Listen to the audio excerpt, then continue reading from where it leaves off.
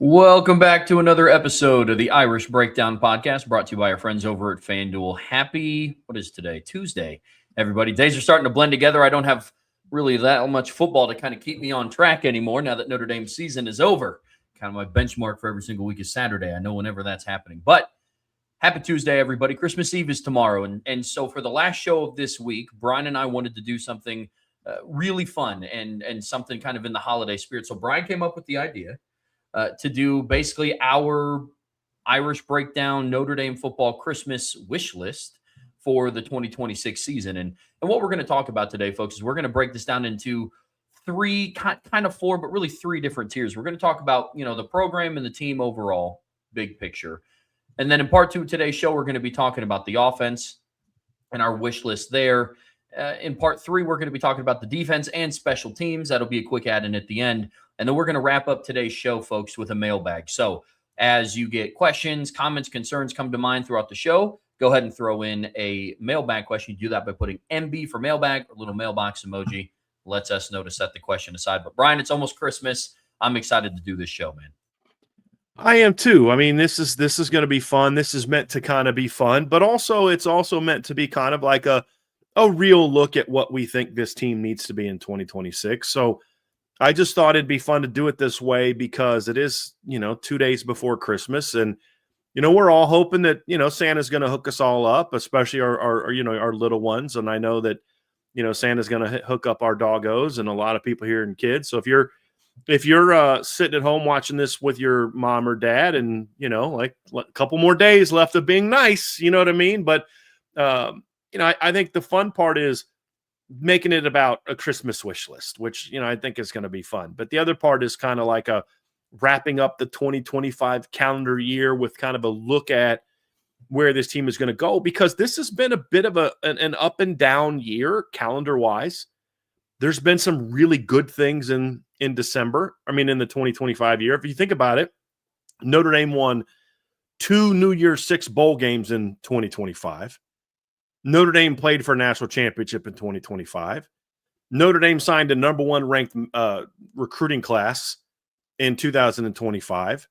Notre Dame won 10 straight games in dominant fashion. I think it was the first time since 1966 that Notre Dame has won 9 or more games in a season, and all of them have been by double digits. Notre Dame set records on offense. It's the most points they've scored since 1913. It's a program record in yards per play, shattering the one that was set by Mike Denbrock's offense in 2025. We saw the emergence of C.J. Carr. We saw the continued brilliance of Jeremiah Love in the Notre Dame backfield. There were so many good things that happened this past year, but there was also some frustrating things, and that's why we're sitting here at December 23rd with the Notre Dame season having been over for a month, which is so when I look at it, Trev, it's kind of like it's been an up and down year, but there's a lot to build on. And so what is our Christmas wish list? What do we want Santa to hook Notre Dame's program up with? Things are going to allow 26 to end on a much better note and go into 2027 with a chance to play for a national championship, meaning the calendar year of 2027. So that's what we're going to have some fun with here today. And that's the purpose of this show. Definitely fun to sit back and reflect on. And of course, I love Christmas. It's one of my favorite holidays. So doing it in the Christmas spirit. Brian, I appreciate also, we didn't talk about this before the show started, but you and I both decided to rock green today. Love that decision too. So, hey, man. Independently, we decided to rock green. This was not, I can honestly say we have never coordinated. I've never coordinated with anyone on this show at any point in time on what we are or not going to wear during a show. So yes, we both are in the Christmas spirit. There's no doubt about that. We are. I love it, man. I love it. Well, let's dive into this thing. And where we're going to start is like big picture first. Before we dive into offense and defense, we're talking big picture program/team wish list for the 2026 season. And Brian, there's a lot of different directions that we could go with this one. But man, where'd you start? What's first on the Christmas wish list? Well, my first one is that it is buy-in from the Notre Dame football players. And it's so much harder to get in this day and age. It's so much harder to have buy-in. And this isn't even a blaming players. This is just the reality of the college football world and how challenging it can be for young people to be as locked in as they were in the pre-NIL, pre-portal era. where now you have agents pulling you in one direction. You've got, coaches pulling you in another direction, your teammates, other people. There's all these different things that are pulling you in different directions. The lack of loyalty from coaching, from programs is more prominent now because you now have to make financial offers. Sometimes you are making a lower financial offer because you have no choice. I was talking with somebody today, and I was like, well, the challenge for Notre Dame is, like, they may say, hey, look, we're offering you this, and this other school's offering you twice that. Well, they value me more. No, they don't. You'd be by far the best player on their roster. We're here. We've got 7 of you that we have to try to make happy. And so we can't pay all of you that amount that other people are offering you. Otherwise, we can't keep anybody else on our roster. So these are all challenges that make it harder. And to me, I look at it and say, if the players can have buy-in where they can make it about, hey, this isn't about Coach Freeman, this isn't about the OC, the DC, the position coach, this isn't about the fans, this isn't about anything else. This is about us and what we want to accomplish. And yeah, could I go make some more money somewhere else? Yeah, I could, but I can't go win a national championship there. I can't win a championship for the team that I've poured so much of my blood, sweat, and tears into for the last 2 years, 3 years, 4 years, whatever it may be, that I want to come back and I want to do something special. And if we do something special, the money will take care of itself. The opportunities will take care of themselves. If this football team comes back and for the most part intact, I think a lot of the things we're going to talk about the rest of the way kind of take care of themselves. But I worry that when the portal opens, that you're going to see this team not respond well to what happened to them. And now there's even more time for them to be fielding offers and different things. The positive is they come back fired up, bought in. The concern is that the opposite is true, and that we see this guy leaves, and next thing you know, there's been enough guys plucked away that maybe this team isn't quite as talented as we thought it could be. It's going to be talented no matter what, but maybe not quite as so. And that's why you kind of want that. My number one Christmas list is that we come out of this cycle and everybody's bought in, everybody's excited, everybody's ready to go win a championship. I think that's where it starts. And the coaches will get credit for this, and this. At the end of the day, this is about the players. And if they're bought in, a lot of this other stuff will take care of itself. The top of my Christmas list, and similar to Brian's, mine kind of build off of each other. And the first one on mine is Marcus Freeman signs his contract extension. And here's the key part in this. It gets announced publicly. Building a roster, having sustained success, that all starts at where? The head coach. If we're going to sit here and everybody can talk about what went wrong with Notre Dame's football season, we talk about, the buck stops with the head coach. It also starts with the head coach. Building program success, having sustained success. And with all of the drama that's really happened in the last 3 weeks, with Notre Dame having the playoff snub and then sitting out the bowl game and the transfer portals right around the corner, you got to know that the figurehead of your program is lockstep with where you want to be as an athletic director, as a university. I just want that to have it taken care of itself, because now you have all of this: who's coming, who's staying, who might they bring in the portal. We talked about this last night on Sports Beat. It's like, hey, some of the anti-recruiting tactics for Notre Dame at this point are like, hey, dude, Marcus Freeman might not be here. Whether that's valid or not, it's all these reports are coming out that, it's top 5 in the Giants and yada, yada, yada. Hey, nip that quickly and say, hey, he's here to stay. All eyes are focused on 2026. It doesn't have to be a big thing. It doesn't have to be a press conference. We don't have to have a 45-minute whatever to announce it, but just shut down the talk. Say that all focus is on 2026, and that's where it starts for me. And ideally, hopefully we don't have to wait that much longer until after Christmas for this to find out. I know we're talking about 2026 Christmas list. Ideally, especially because the portal opens on January 2nd, I would love for this to be taken care of still in 2025. But that's my first one, Brian. That's where I started. I'll have some Marcus Freeman stuff at the end. I'm kind of building to things and putting the big ones at the bottom. But my number 2 is a small but impactful transfer class. I don't think Notre Dame needs to do a lot of work in the portal. And my prayer is that Mike Martin doesn't look at portal success or success for his job being a volume business. I hope that he looks at it as an end result business and understands that if I only get 4 portal players and they're all impactful, that's better than getting 20 with only 4 impactful and then I lose a lot of the players, and then we don't have a good team, and then we end up not being the team that we. But you can say, hey, I got 20 portal guys. I'm not saying that Mike Martin's that way. I don't know Mike Martin. I've literally never had a conversation with Mike Martin. This is more of just a big picture. This is what I'm hoping that we see come out of this portal class, that they fight hard to keep the players that are here and then get a small but impactful group of portal pickups. I mean, you look at this past year, if the portal class was only, I mean, it was Malachi Fields, Will Pauling, Jared Dawson, Elijah Hughes, Devontae Smith, Jalen Stroman, and Noah Burnett. That's basically was the portal class. Am I missing anybody? That's only 7 guys. There's a lot of impact in that group of 7 guys. You know, and we had some beef with, you know, they shouldn't have played Will Pauling early, blah, blah. But when Jalen Greathouse got hurt, we were all glad that they had Will Pauling on the roster, you know. So it was an impactful class, and I hope that this year they kind of take that same that same sort of look into the portal, which is, hey, we've recruited so well at the high school level that we want to commit to those players and make sure we're building around those players and then supplement where needed. A big-time boundary receiver. You know, maybe one D tackle that can be an impact player. You know, maybe one veteran in the DB that can give you depth. And for there's another position that we're going to hope that there's an impact, but we'll get to that when we do our special teams Christmas list. But small but impactful transfer class. That'll be the one for me. My next one on my Christmas list is a top 5 recruiting class in 2027. This program is built, I mean, really just kind of an unstoppable force on the recruiting trail. And we talk all the time on the show about stacking classes and how do you sustain success. Some of that starts with the head coach, obviously, but the other part of that is you also have to have the talent on the roster to be able to field that. So the last couple recruiting classes have been extremely impactful for Notre Dame. The 23 class, 24 class. I think we're going to obviously see more of the 25 class, and there's an exceptional 2026 class coming in.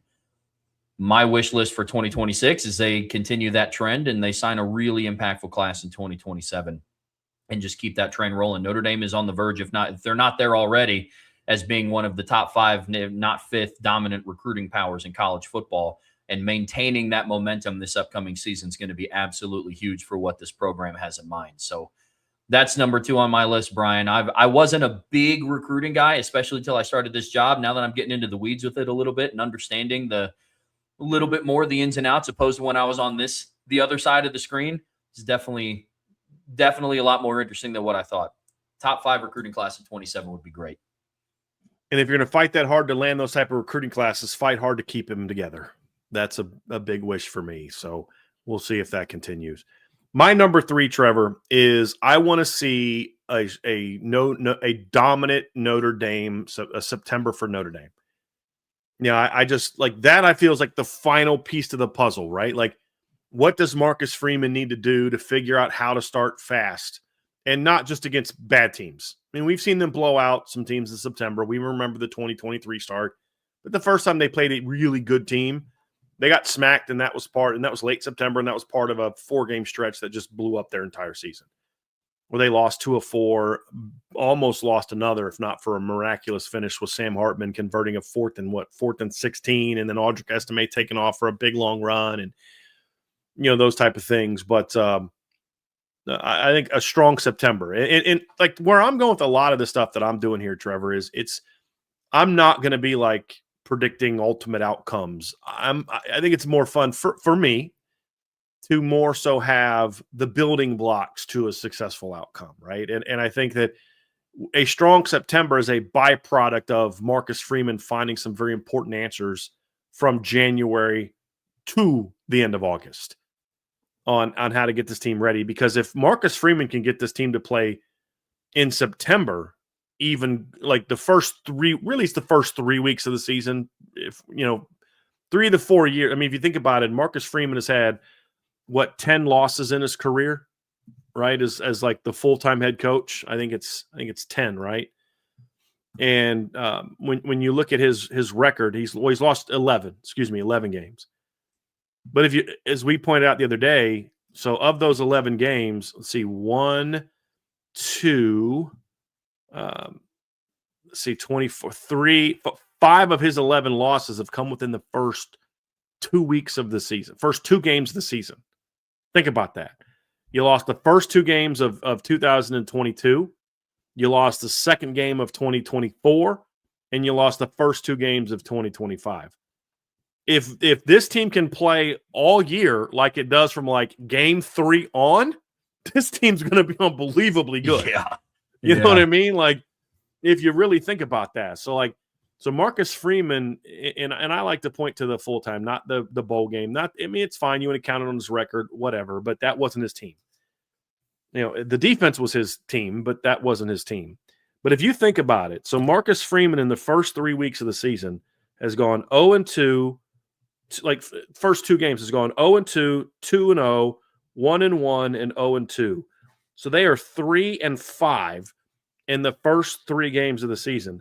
That means Marcus Freeman is 40-6 the rest of the way. And one of those losses being a national championship game, 2 of those losses being in his first season. And in the last 2 years, if you look at the last 2 years, when Notre Dame has gone 24-4, they have gone 23-1 after the first 2 games of the year. And the only loss being the national title game to Ohio State. That's it. 20-1. So 23-1. So for the love of all things holy, Santa, can you bring me a strong start to the season for Notre Dame? Because if you can get past that first month of the season, this team is going to be a lot of fun to watch. A lot of fun to watch. Agreed completely. And when you lay everything out like that, it is crazy. We talk a lot about being better in September, but I mean, boy. Yeah, that is crazy. That is absolutely crazy. Next one on mine, big picture with the team, get through the offseason with no significant injuries. We've seen a trend of this happening. And when I mean significant, I don't mean by the numbers. It's not like every offseason Notre Dame has 15 guys that get injured. It's where and who. We've had projected starting offensive linemen go down. We've had players announce that they had to step away from the team for personal issues. We've had impactful players that we thought were going to be in the rotation this year go down with significant injuries. Kedron Young this year. I think back to Charles Jagasaw the last 2 years. I think about Gabe Rubio in 2024. So all of these different things. I just want Notre Dame to, and I don't know what it's going to cause. I don't know if Santa can make anything up in the North Pole, just an anti-injury pill to deliver to the entire team, and they're stocking over the next couple weeks here. But I want an uneventful offseason from an injury perspective, because that's always something that it generates a lot of talking points, but it always comes at just really inconvenient times. You kind of have to reset where you're at from not necessarily a roster management standpoint, but you get an idea in summer and fall camp of what the depth chart's going to be. Then you have to shake it up. I'm just hoping for no significant injuries in the offseason. And you can carry that over into the bulk of the season, because there's also been significant injuries in the bulk of the season as well. But I would love what we project to be the starting offensive lineup for Notre Dame and the starting defensive lineup for Notre Dame at least be that 99% of the way going into the first and second games of the year. So we talk all the time, Brian, about, what are some of the reasons why they've not gotten off to a fast start in September. Maybe some of it is the offseason injury bug that hits, and they're not getting players up to speed enough. Everything's under evaluation in my eyes, but I'm just hoping for a healthy offseason. I wonder if part of it, Trevor, is the fact that the last year was so long and it was so new to everybody that I wonder, when you look at like the slow start and some of the injuries, is you had younger people that were kind of going through a lot longer of a stretch of play. There was just more wear and tear on their bodies. And the strength staff, the coaching staff is also learning this. I mean, this was kind of a new thing for everybody. You went from playing 12 to 14 games to now you're playing potentially 16 to 17 games. And I think that factored into to some of the injuries, not all of them. I mean, some of it's just bad luck. Charles Jagasaw's bad luck. And I think that also factors into why the September start this year, perhaps that's why it was slow, is because this team didn't get pushed as hard in the offseason. And understandably so, because they were playing deep into January and they were a pretty beat up team by that point in time. Well, you're going to be pretty fresh now. You know what I mean? So you'd hope that those things all kind of come into play in that one. So my number 4 is I want to see Pete Bavacqua show his chops in 2024. I want to see Pete Bavacqua be the fighter that I hope that he is, and the big swinger that I hope that he is, and that one of the things that Pete Bavacqua understands is we need better PR. And we don't have to get it as Notre Dame, we don't have to get in, this is from his perspective, we don't have to get into the gutter with people. We don't have to get into some of the silliness. I don't want Marcus Freeman making comments about other programs like Joey McGuire was. I don't want Notre Dame players acting like fools on TikTok like the Miami players were, who were responding to a fake video, not even something Jeremiah Love absolutely actually said, which just shows how much Notre Dame is in the heads of everyone. I keep hearing, oh, they're irrelevant. Then why do you guys care so much about what Notre Dame does? If they're so irrelevant, why do you care? You know, you just won a playoff game and you're talking about Jeremiah Love. Why? Like, I get it. You're mad that he's going to be successful in life and you're not. I understand. This is all you have. I get that. But Notre Dame doesn't have to do all that to fight the PR fight. They just have to engage in it. And unfortunately, this year, they didn't engage in it until it was too late. And so hopefully they learned some of those lessons and you know, maybe, I don't know, work with us a little bit more.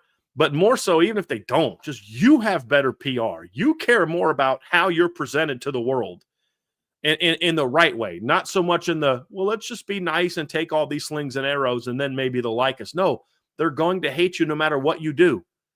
But you can still create your own narrative to the people whose minds can be swayed and to your own fan base, to make your own fan base, who truly is at the heart of everything you are, maybe feel like they're appreciated, seen, and that you're willing to do for them what they want you to do, which is fight. You can fight fair, you can fight the right way, but still fight. But I want to see Pete Bavacqua, you know, put some of these scheduling fears to rest with some deals that are made in 2026. I'm hoping that I look, from what the reporting was from credible people, Ross Dellinger and other people, is that the short-term agreement that they were going to do in 26 and 27 was going to include Notre Dame going out to USC after Thanksgiving. And then in 2027, it was going to be most likely an October game again. So the next 2 years was going to be status quo. Not my fear is that we were going to see Notre Dame give in to 2 early games just to keep it going for a couple years. But it sounds like the opposite was going to happen. That tells me Pete Bavacqua had fought that fight and was like, nope, we're not going to get bullied by you.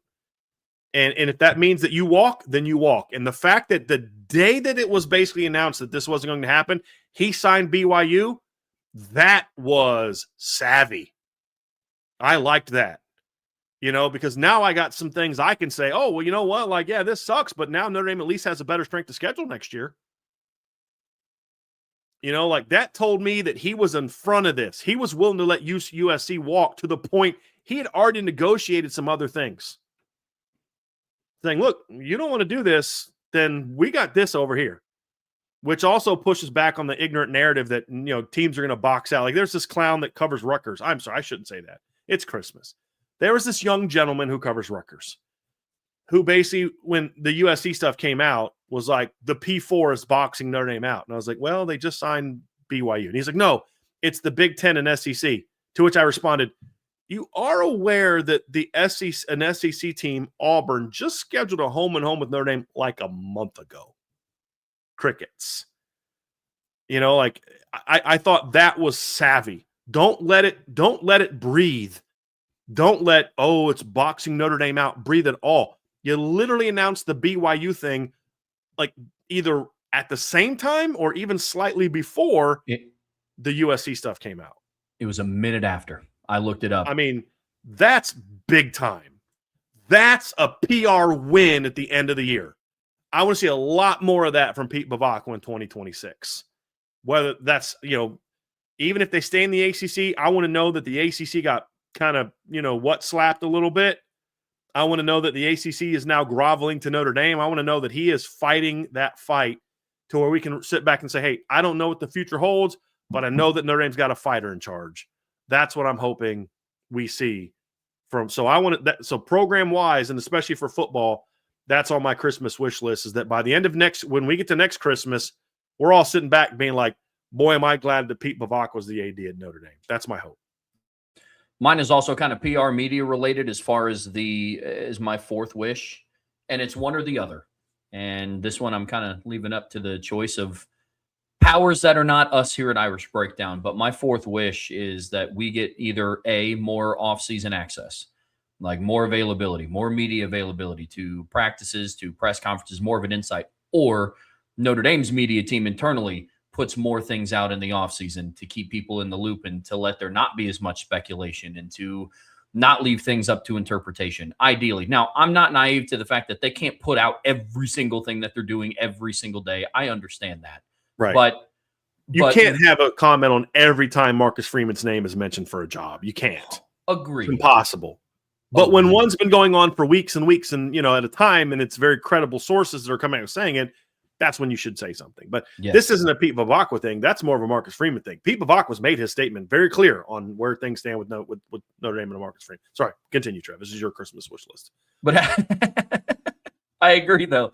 I agree. But I feel like this aspect of my Christmas list would benefit everybody. So all opinions are welcomed. I appreciate you as always. But look, man, I would love more media access, whether that's Notre Dame internally doing their due diligence to broadcast out more, or allowing the media that covers them to go and fight some of the battles on their behalf. One of those two. It can't be the media has limited access and Notre Dame isn't willing to be proactive in some of their media approach either. So one of those two is on my wish list for this upcoming season. Like I said, I know we're not going to be able to be invited to every single practice. Like, that's just, I get that. But a little bit more, also selfishly, I love being there. So I think that would be great. That's number 4 on my Christmas list for 2026. Well, my number 5 is I want a reinvigorated Marcus Freeman. And here's what I mean by that. I believe, like, there's been so much smoke the last year about Freeman being unhappy with Notre Dame job, whatever. There's the NFL stuff, the utter unwillingness on Marcus Freeman's side to comment on this at all. There's just too much smoke out there for me to believe this is just clickbait rumors. Now, some people I think are taking things and what they're doing is clickbait. And as I've said, I think Marcus Freeman's coming back in 2026. I've talked to some very good sources, and they all tell me that he's committed to coming back, which makes the silence more frustrating. But I do worry that Marcus Freeman doesn't have the same view of Notre Dame, his future, his job, his desire to stay, his desire to be a college coach continued. I think a lot of things have happened that have maybe changed his view of not just Notre Dame, but college football in general. And I hope that this next season reinvigorates him a little bit to where by the end of next year, he's sort of back in love with Notre Dame. And to where he will want to make this more of a long-term job. What I will say, however, with all the stuff flying around, there's one thing I'm confident of, is that for however long Marcus Freeman is here, whether it's 1 year, 2 years, 5 years, 10 years, or 20 years, Notre Dame is going to get his best. And that's part of the reason he's been silent after the season is, again, this is a PR thing. This isn't so much, I think Marcus Freeman's like negotiating a new deal. I think it's just kind of what he does. He shuts down after the season because he goes hard. And when the season's over with, he needs a chance to go be a dad, to go be a husband, to deprogram. It's unfortunate he has to respond to all those things.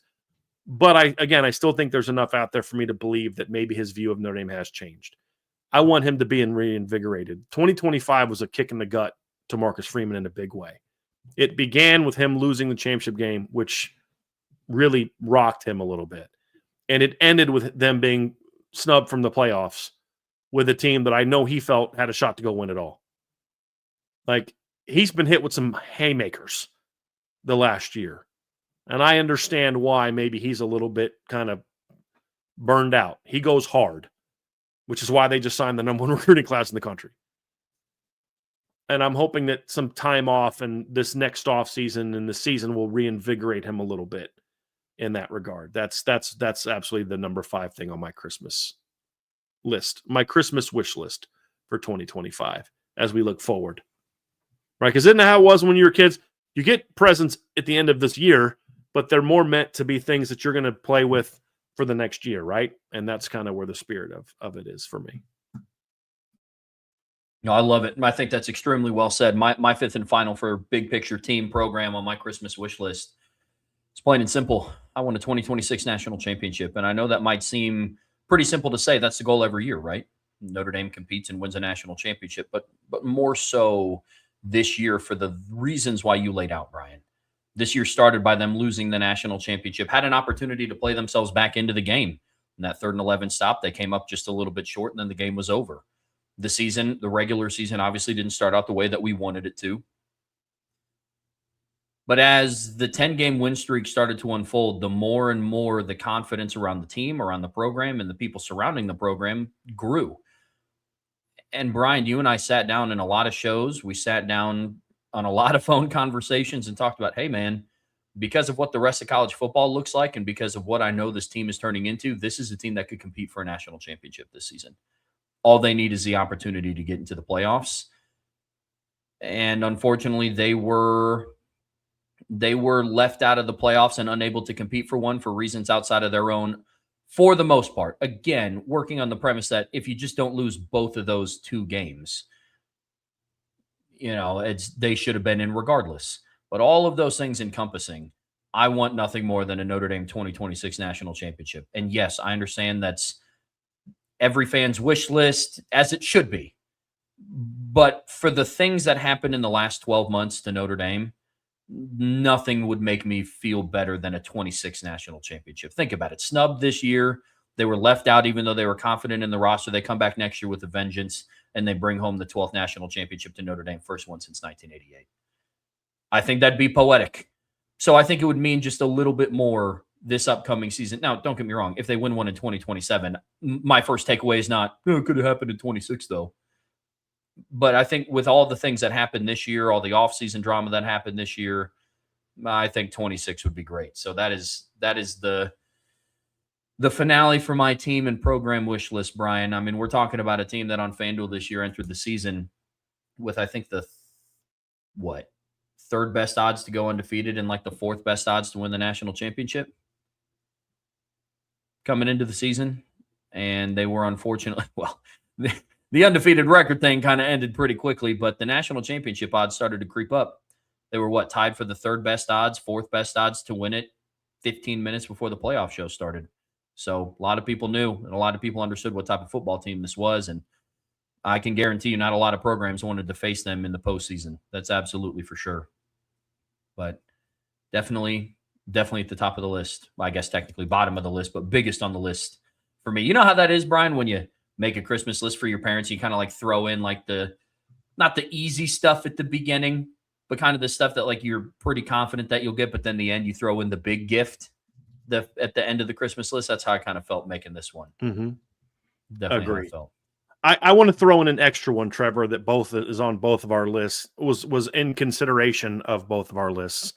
But that is that there's some level of we're going to stick it to the ACC in this offseason. That'd be nice. Yes. That'd be nice. It would. And then the other thing I left off, and this is just a personal preference and significantly more lighthearted than some of the other conversations we've had, I would love for them to stop playing the Six Flags theme song after a 3rd down stop. I would greatly appreciate that. That's one of the nice things about being in the press box is I don't have to hear that. Yeah. Because I not only mind the press box, but I also have the noise canceling headphones on during games. So I don't hear that. So that's really funny. That's really funny. That's just a personal preference. But folks, that is going to do it for part one of today's show. Don't go anywhere. We're getting ready to dive into offense and defense, Christmas wish list. But before we get there, hit that like, hit that subscribe, hit that notification bell, share this podcast with your friends and family. Also a great idea for a Christmas gift. Introduce them to Irish Breakdown, the gift that keeps on giving. We love it. But the best way to support what we do here is subscribe to the premium message boards at boards.irishbreakdown.com. All right, Brian, in part two of today's show here on the Irish Breakdown podcast brought to you by FanDuel, we're going to be talking about our offensive Christmas wish list. And these are things that we are hoping that come to fruition in 2026. And we have things broken down into different segments, I guess you could say, similar to the team and program one. They kind of build on each other. But Brian, I'll toss it over to you, man. Getting us started for your offensive Christmas wish list. Where are we going? Well, the number one for me on offense is it's kind of a twofold offensive line Christmas wish list. Number one, wouldn't it be awesome if you could go through a year with like at most one major injury on the offensive line? Like, I'm just asking for only one. I mean, you like 2 to 3 each of the last several years. It just is kind of like, now 2023, they were late injuries, but even in 2023, you saw Rocco go down with a season-ending injury. You saw Zeke Correll go down the season. I mean, they were late in the year, but still, they were still seasoning in injuries. Obviously, we saw what happened in 2024. We've seen 2025, similar thing. It'd be so awesome if Notre Dame can have just like a healthy year on the offensive line. That'd be great. And then also part of that, a healthy year in which Joe Rudolph makes smart personnel decisions and actually gets the best 5 on the field in the best spots for that group. That would be awesome. That would be amazing. I'd love to see that. Wouldn't it? That'd be great. I mean, you and I saw our offensive line Christmas wish list exactly the same, because the number one on my list was Joe Rudolph selects the correct starting 5. Sean and I talked about this yesterday in RTCF about, reasons for optimism in the offensive line room. And I can confidently say that the starting 5, whoever your 5 will be, are in the room currently. And that's a good feeling to have. I don't know if there's a lot of other programs out there across college football in the country that don't have to dip into the portal to get at least one offensive lineman.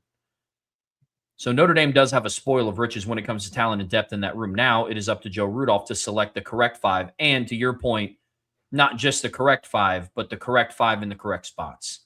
Mm-hmm. That's absolutely huge, because there's a world where Will Black, Anthony Knapp, Charles Jagasaw, Billy Schrouth, and Gerby Lambert are the starting 5 offensive linemen.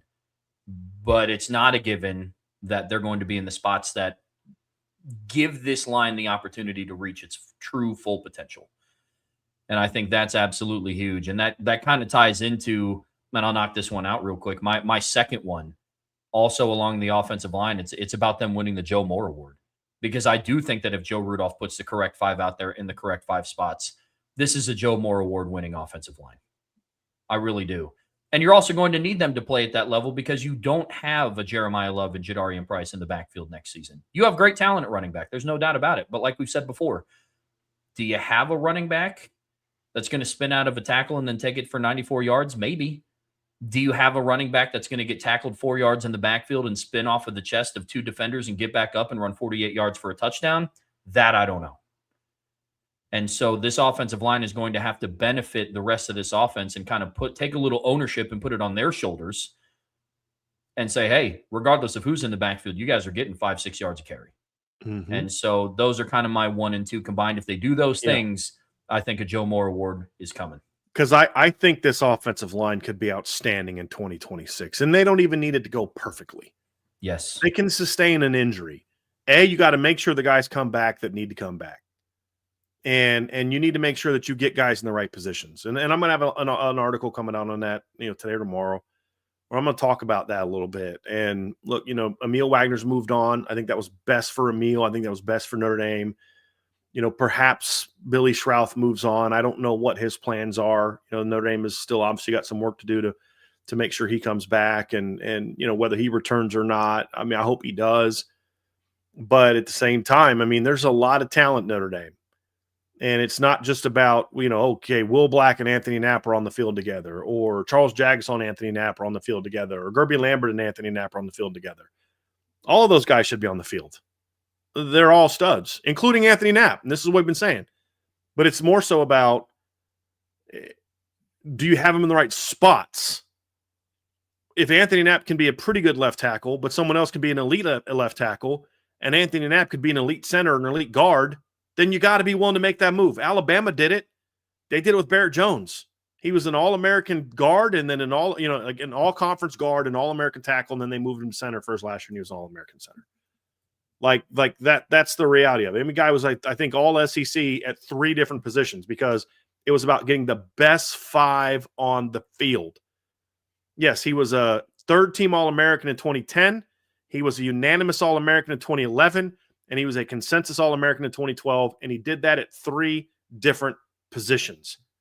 He won the Outland Trophy in 2011 and the Remington Trophy in 2012 at 2 different positions. Remington Trophy goes to the best center, a position he played for a year. That's what I see in Anthony Knapp. He can be a good left tackle. He was a good left tackle in 2025. I think he could be a lead inside and then let one of your 6'6", 6'7", long, athletic guys that's more built for tackle handle that spot. Coach him up, get him ready to go, and go put an elite offensive line on the field. Because if that happens, the rest of the stuff takes care of itself. Because let's be real about something, Trev. Jeremiah Love and Jadarian Price made Joe Rudolph's offensive line look a little better than it was the last 2 years. Agreed. Let's be real about that. Agreed. And you want to dive into the film and you'll see exactly what I'm talking about. Now, were there moments they were excellent? Yeah. But when they were good, they didn't just run for good yards. They went for like 300 against USC. Like when the O-line played really well, those guys went off. That's where we're at. Agreed. That's where we're at. Agreed, absolutely. Was that for your Christmas list, just making sure I stay on track here, was that 1 and 2 for you? Was 1 just making sure that the offensive line stays? That was 1. What's your second? Adding on to your comment. Yeah, absolutely. My second one for offense is a return from Jaden Greathouse. Now, this is twofold for me. Number 1, he comes back to the team. And I think he will. I believe that he will based on the things I've been told. But not just that he returns, but that he returns to that form we saw at the end of the 2026 season. That means he's healthy. That means he's being built around as a legit dude, like they should have built around him this year. Him and CJ Carr have a great relationship, and that we see the breakout season from Jaden Greathouse that we thought we were going to see. I want a boundary guy. I want, whether it's an emergence of someone on the team, whether it's a Nick Marsh, whether it's somebody else, I want to see Jordan Faison keep doing what Jordan Faison is doing. But I want to see Jaden Greathouse be that dude that we all think he can be consistently. And I think he's capable of it. It requires him to be healthy. It requires him to, make sure he's doing all the things he needs to do in the offseason to build his game, build his body, build his stamina, be healthy and all that. It requires him to put in some extra effort to make sure him and CJ Carr are on the same page. And it requires the coaching staff to believe in him, which I think I think they do. But that's kind of where I'm at, because I think him coming back and being the Jaden Greathouse we thought we were going to get in 2025 would be huge for them in 2026. It's almost like you're getting a portal guy, because he caught 4 passes last year. And then missed the last 8 games of the year. It's almost like you're getting a senior portal guy who went for 100 yards in the semifinals in the playoffs and 100 yards in the championship game in the playoffs. You're just adding to your roster compared to what you had last year. And that's really what it would be.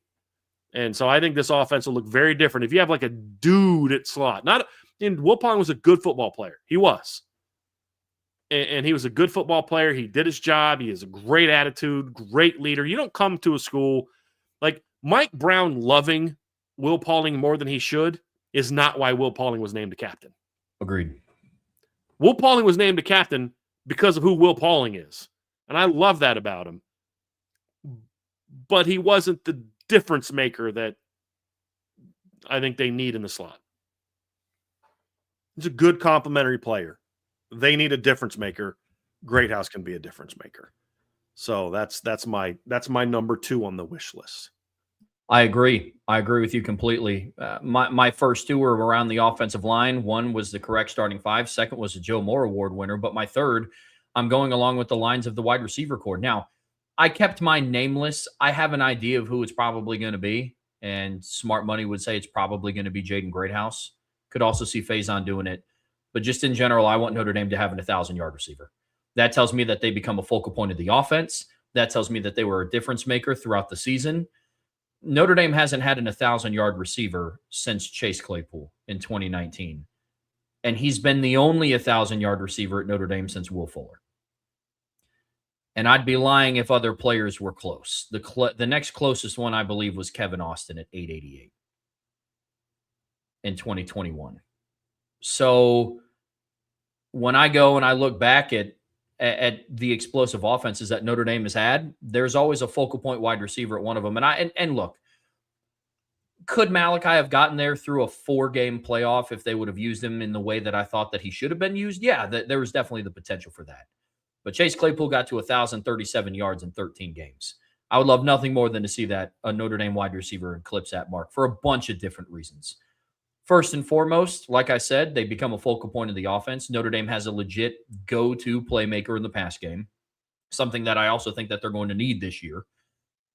And then, two, it's also going to help with wide receiver recruiting. We talk about that all the time. And now with having a quarterback like C.J. Carr under center, that's going to continue to help. But yeah, man, 1,000-yard receiver is number 3 on my wish list. My number 3 on my wish list is not so much, it's about receiver breakouts, but it's not so much about a 1,000-yard guy. I don't really care about that. If they spread the ball around, fine. Here's mine. I want to see some breakouts amongst the young receivers. Whether it's Cam Williams, Micah Gilbert, Elijah Burris, KK Smith, who's kind of not young anymore.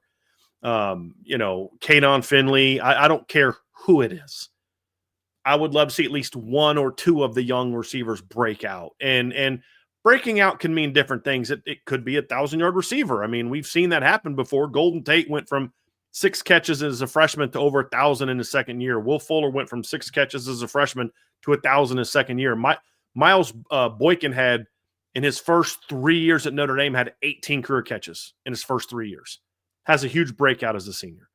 Equinemi St. Brown caught 1 pass as a freshman, had almost 1,000 yards as a sophomore. Like, we've seen guys that haven't done a whole lot and haven't played a whole lot have breakouts. It happens.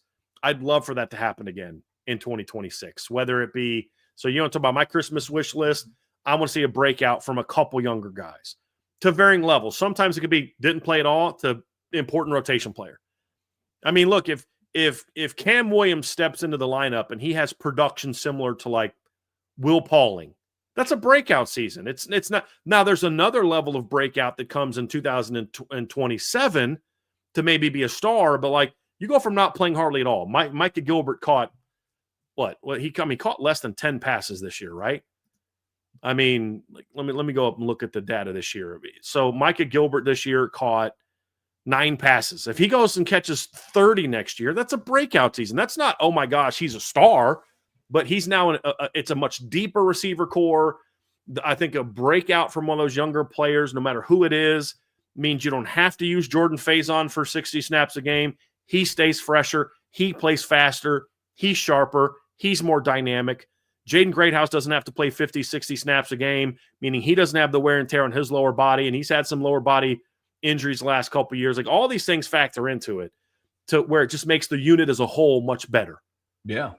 And so that's what I'm looking for this season. Love it. My 4th thing on my Christmas wish list for the offense is, and I am going with a specific player. Agreed with everything you said about somebody has to break out. I'm going to call my shot, and I hope that it's Cam Williams. For the simple reason is he just has a skill set that nobody else in the room has. He doesn't. He has the speed like KK Smith. He's also 30 pounds heavier and 2 inches taller. Yep. You know, he has the potential to have the body control of a Jaden Greathouse. He's just faster.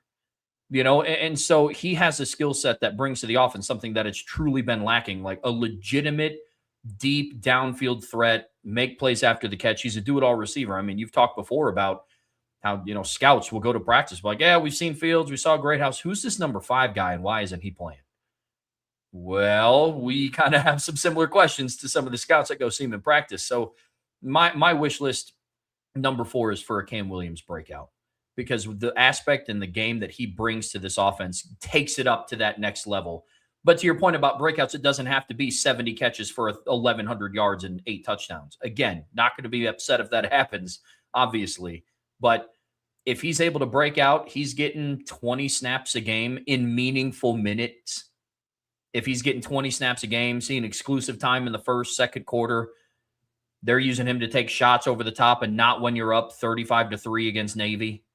I mean, when you're like in the weeds in a specific game on November 7th, when that team comes up from South Florida and he's taking deep shots to Cam Williams, that is something that I would love to absolutely see. So 4th on my list is a Cam Williams breakout specifically, but I won't be upset if it's anybody else. That's what I'm talking about. Like, we're on the same page here. You're putting more of a specific name to it because you're pointing to the most talented guy in the room.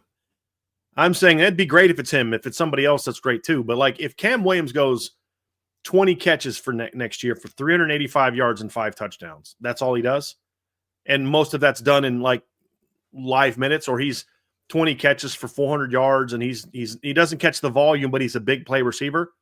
Cool. That adds something big time to the roster. Now going into 2027, you're like, well, maybe now he takes it to another level or something like that, with still 2 years remaining of eligibility, because he'll only be a redshirt sophomore next year eligibility wise.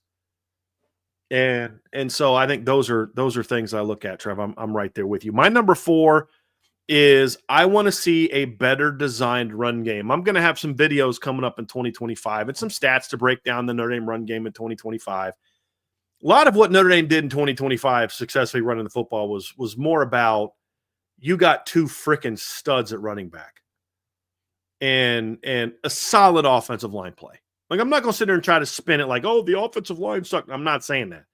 We're saying it wasn't elite or even close to elite. It wasn't bad, but it needs to be a lot better. And the overall game plan a lot of times was just kind of left a lot to be desired. There's about 3 or 4 games you're like, dude, if you did that every game, design-wise, this offense would be unbelievably hard to stop. And so that's something where, 2 of these have Joe Rudolph on my list. And I've said this before, if Notre Dame wins a title next year, it's impossible for us to sit at the end of the year and be like, yeah, they won a title in spite of Joe Rudolph. You're not going to be able to say that. It's impossible. It's going to be in large part because of Joe Rudolph and the decisions he makes and the manner in which he prepares his team. So this isn't us saying like Joe Rudolph sucks. This is us saying, if this team is going to achieve its success, he has to be that. He has to be that. And that includes just being more creative with your run game. How you use motions and shifts, how you use formations, the diversity with which you do your run game. What are the counters that you have? Not so much like capital C counters, like counter T or, Y counter or anything. I'm talking like literal, just lowercase c counters. Like, if this is what your run game's built around, what are the things you have in store to mess up eye discipline, to keep teams from keying on your base runs, to catch a team for a big play? I've used the USC game, for example, from 2018, where USC was, as soon as they see the guards pull, they were flying to the guards. So Notre Dame pulls their guards right, sends Dexter Williams to the left on a sweep, and it's him, Cole Kmet, and one USC defender, and 50-something yards later, it's touchdown Notre Dame. You run it once, and maybe it works, maybe it doesn't, but if you catch them at the right time, it's 6. You think of 2019 when Chip Long had 3 jet sweeps and or reverses to Braden Lindsey that went for long touchdowns. You had the reverse early against USC where you just kind of fake a toss one way and Braden Lindsey comes around, 60-yard touchdown.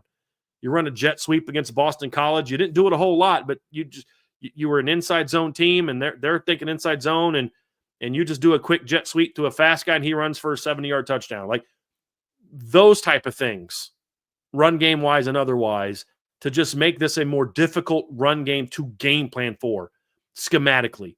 Notre Dame was a very difficult team to game plan for run game-wise in 2025 because you had arguably the 2 best running backs in the country. Arguably. Definitely the number 1. I think Jadarian Price is in the conversation for the, in that next group of 2 to 3 guys. Without a doubt, the best running back room in college football. And a talented offensive line that didn't always play to its ability. But a guy who can be elite, who's just playing good, still good. You know what I mean?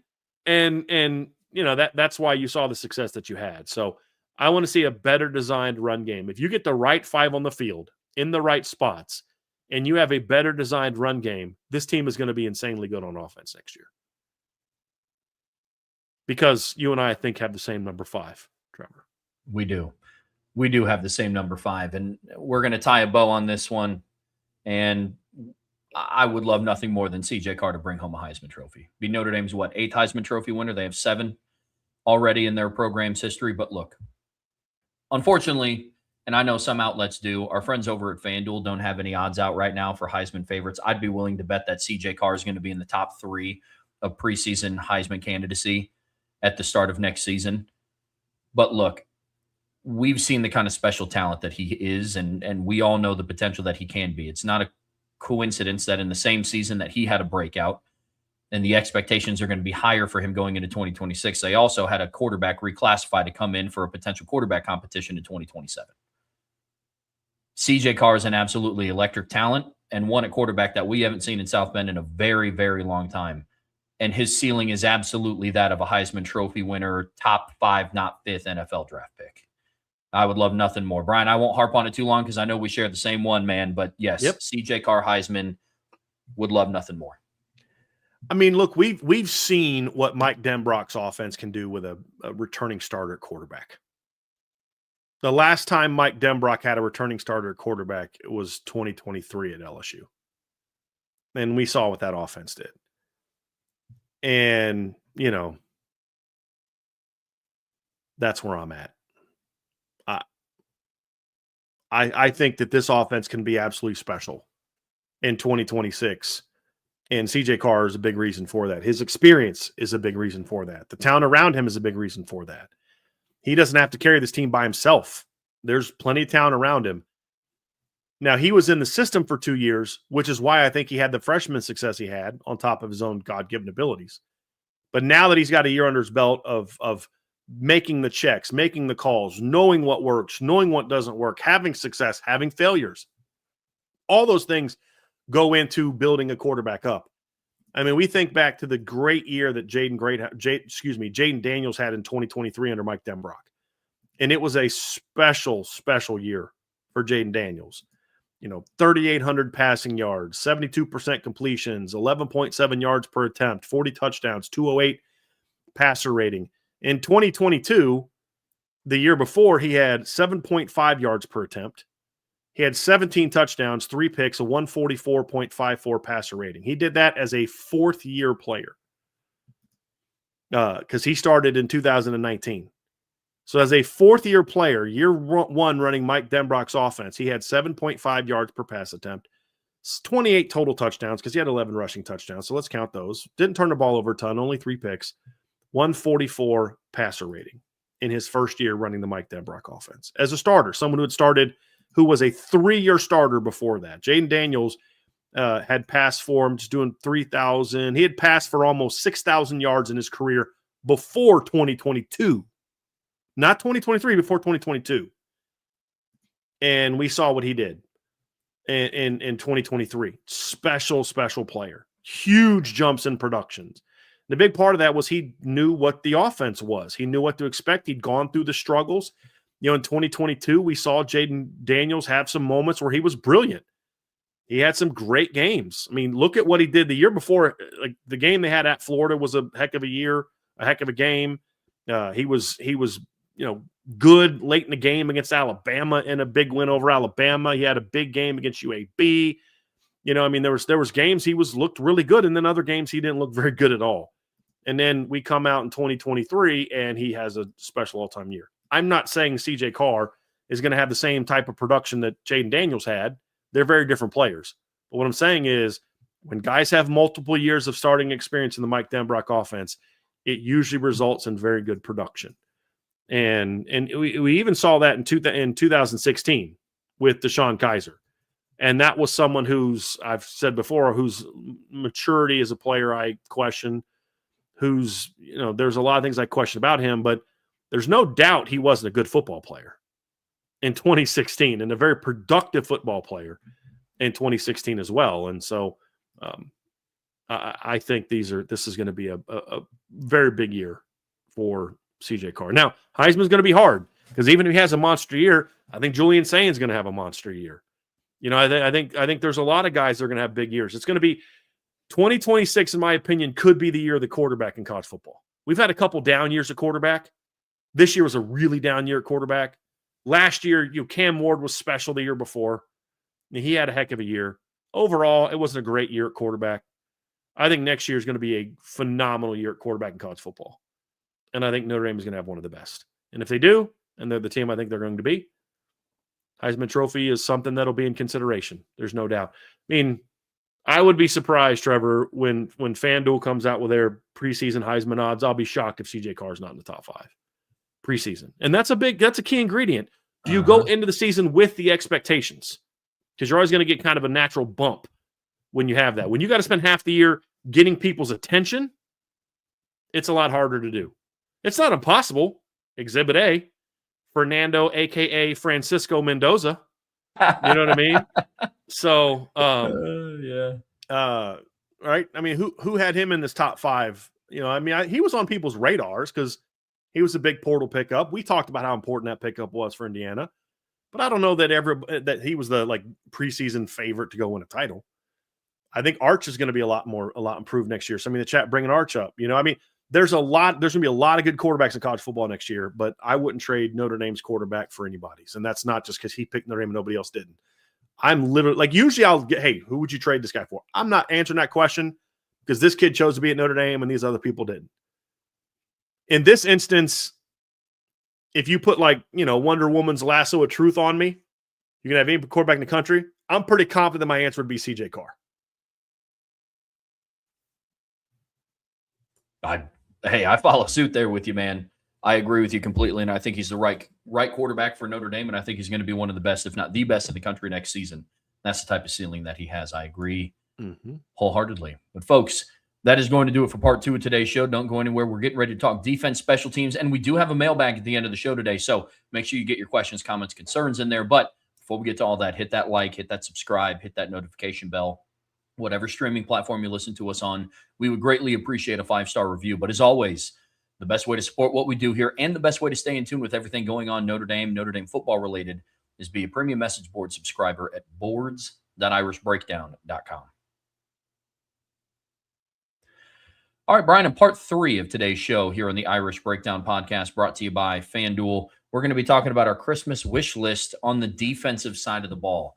And I know we talked about what ours were before the show started. Going to be another really fun conversation. But when you start talking defense, obviously we know how this year started out. They got better as the season went on. 26 is going to be a big year for this group, Brian.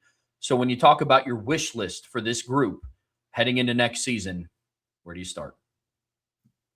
The guy in charge.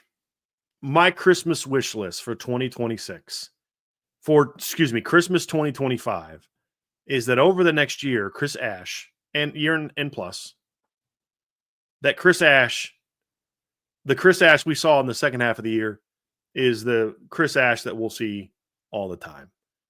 That it's not a Chris Ash that's waiting in the weeds to try to do more of his stuff. We see a Chris Ash who embraces the value that the rest of the coaching staff brings to the table. We see a Chris Ash that understands the need to have a player-driven defensive system, not a coach-driven defensive system. That we see a Chris Ash who understands the value in being a disruptive, athletic, aggressive, attacking defense. We see a Chris Ash that embraces, even though I don't get as much credit for calling more man than zone, that's going to be more successful with this makeup of players. And I'm willing to, turn over some of the credit to, hey, look how great Leonard Moore is, not look how smart Chris Ash is. Those are all things that are on my Christmas wish list. This defense cannot reach its full potential if Chris Ash isn't committed to making this a player-driven deal and not a Chris Ash-driven deal. And honestly, part of that's on Marcus Freeman. If you want to get the most out of this 2026 team, you can't wait until it's too late to step in and make changes. We've seen that far too much from Marcus Freeman. We saw that with Chancey Stuckey. We saw that with, the offense in 2023 at times. We've seen that in different position groups on defense over the years. We saw that with the D-line this year, where they were too late getting Josh Burnham more involved in the defense, where he was too late putting his foot up Chris Ash's hind parts to get him to do what needed to be done. He needs to take more ownership of this football team in 2026. And the biggest place to do that is with Chris Ash as the defensive coordinator. Flat out needs to do that. And then Chris Ash needs to respond all year like he did the last 6-7 games of the year. Because if we get all of next season, what we got from Boise State on from the defense, with just some minor tweaks and adjustments that every team makes, this defense is going to be incredibly good in 2026. And I would love to spend all year praising Chris Ash for the great job he's doing. Nothing would make me happier. So, yes, I just don't know if Chris Ash ultimately, he wants that. Chris Ash wants to have an elite defense, right? Like, Chris Ash isn't sitting here like, no, I'm willing to sacrifice having a great defense because I want to do it my way. I think Chris Ash believes that his way is the best way. Otherwise, he wouldn't do what he's doing. Just because you think it's the best way. I mean, I'm sure Mike Norvell thought what they were doing going into 2024 was the best way for that football team to be successful. It went 2-10. Sometimes our plans and intentions don't live up to what happens, right? So nobody wants the defense to be elite more than Chris Ash does. My hope is that Chris Ash is willing to look in the mirror in the same way that they're demanding all the players look in the mirror, as all coaches do. All coaches do that and should do that. But as I said last week, if the coaches aren't willing to do the same, Marcus Freeman on down, but in this instance, Chris Ash, and say, hey, look, here's what I tried to do. Here's why we struggled.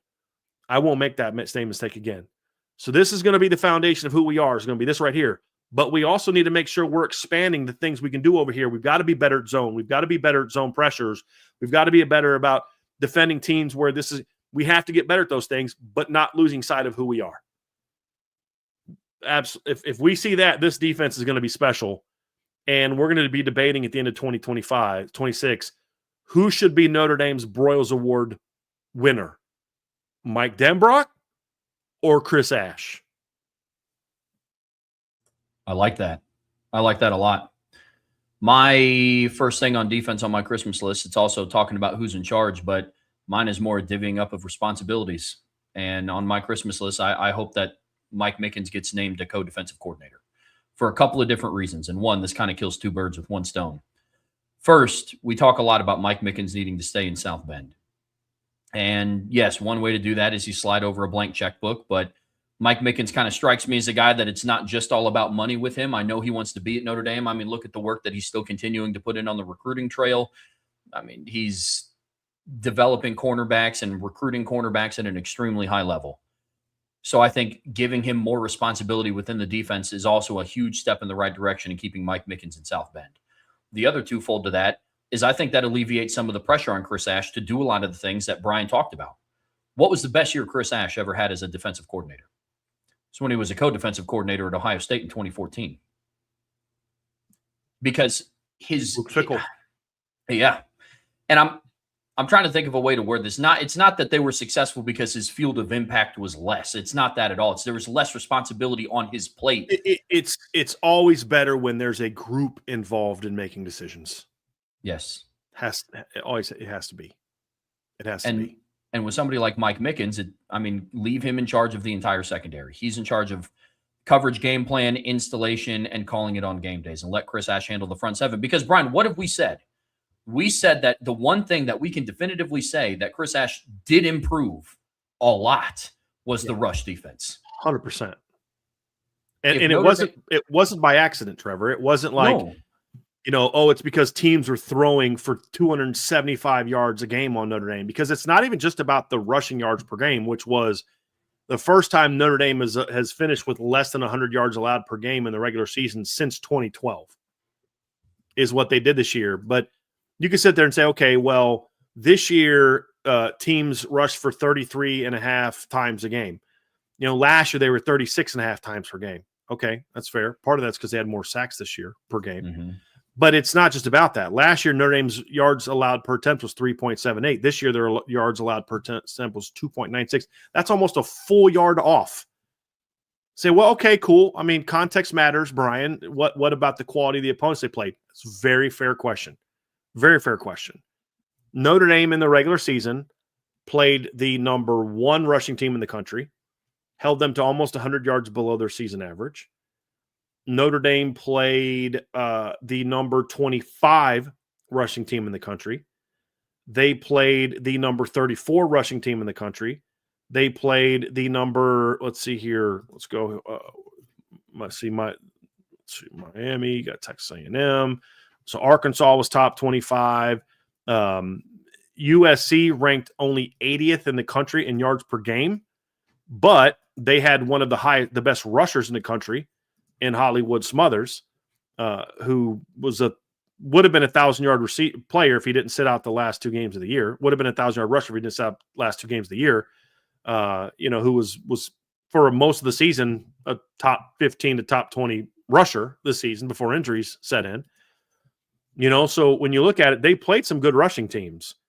And part of the reason some of these teams didn't rank higher is because of Notre Dame. USC, for example, finished the year ranked 52nd in college football at 152 yards per game. But if you look at USC's success this year, big reason why they didn't rank higher is because of what happened to them against Oregon and Notre Dame. They were they had 233, 309, 178, 289, 224, 202, 173. Those are performances they had this year. Notre Dame held them to 68. Oregon held them to 52, and Iowa held them to 106. Those are 3 of the best rushing defenses in college football this year.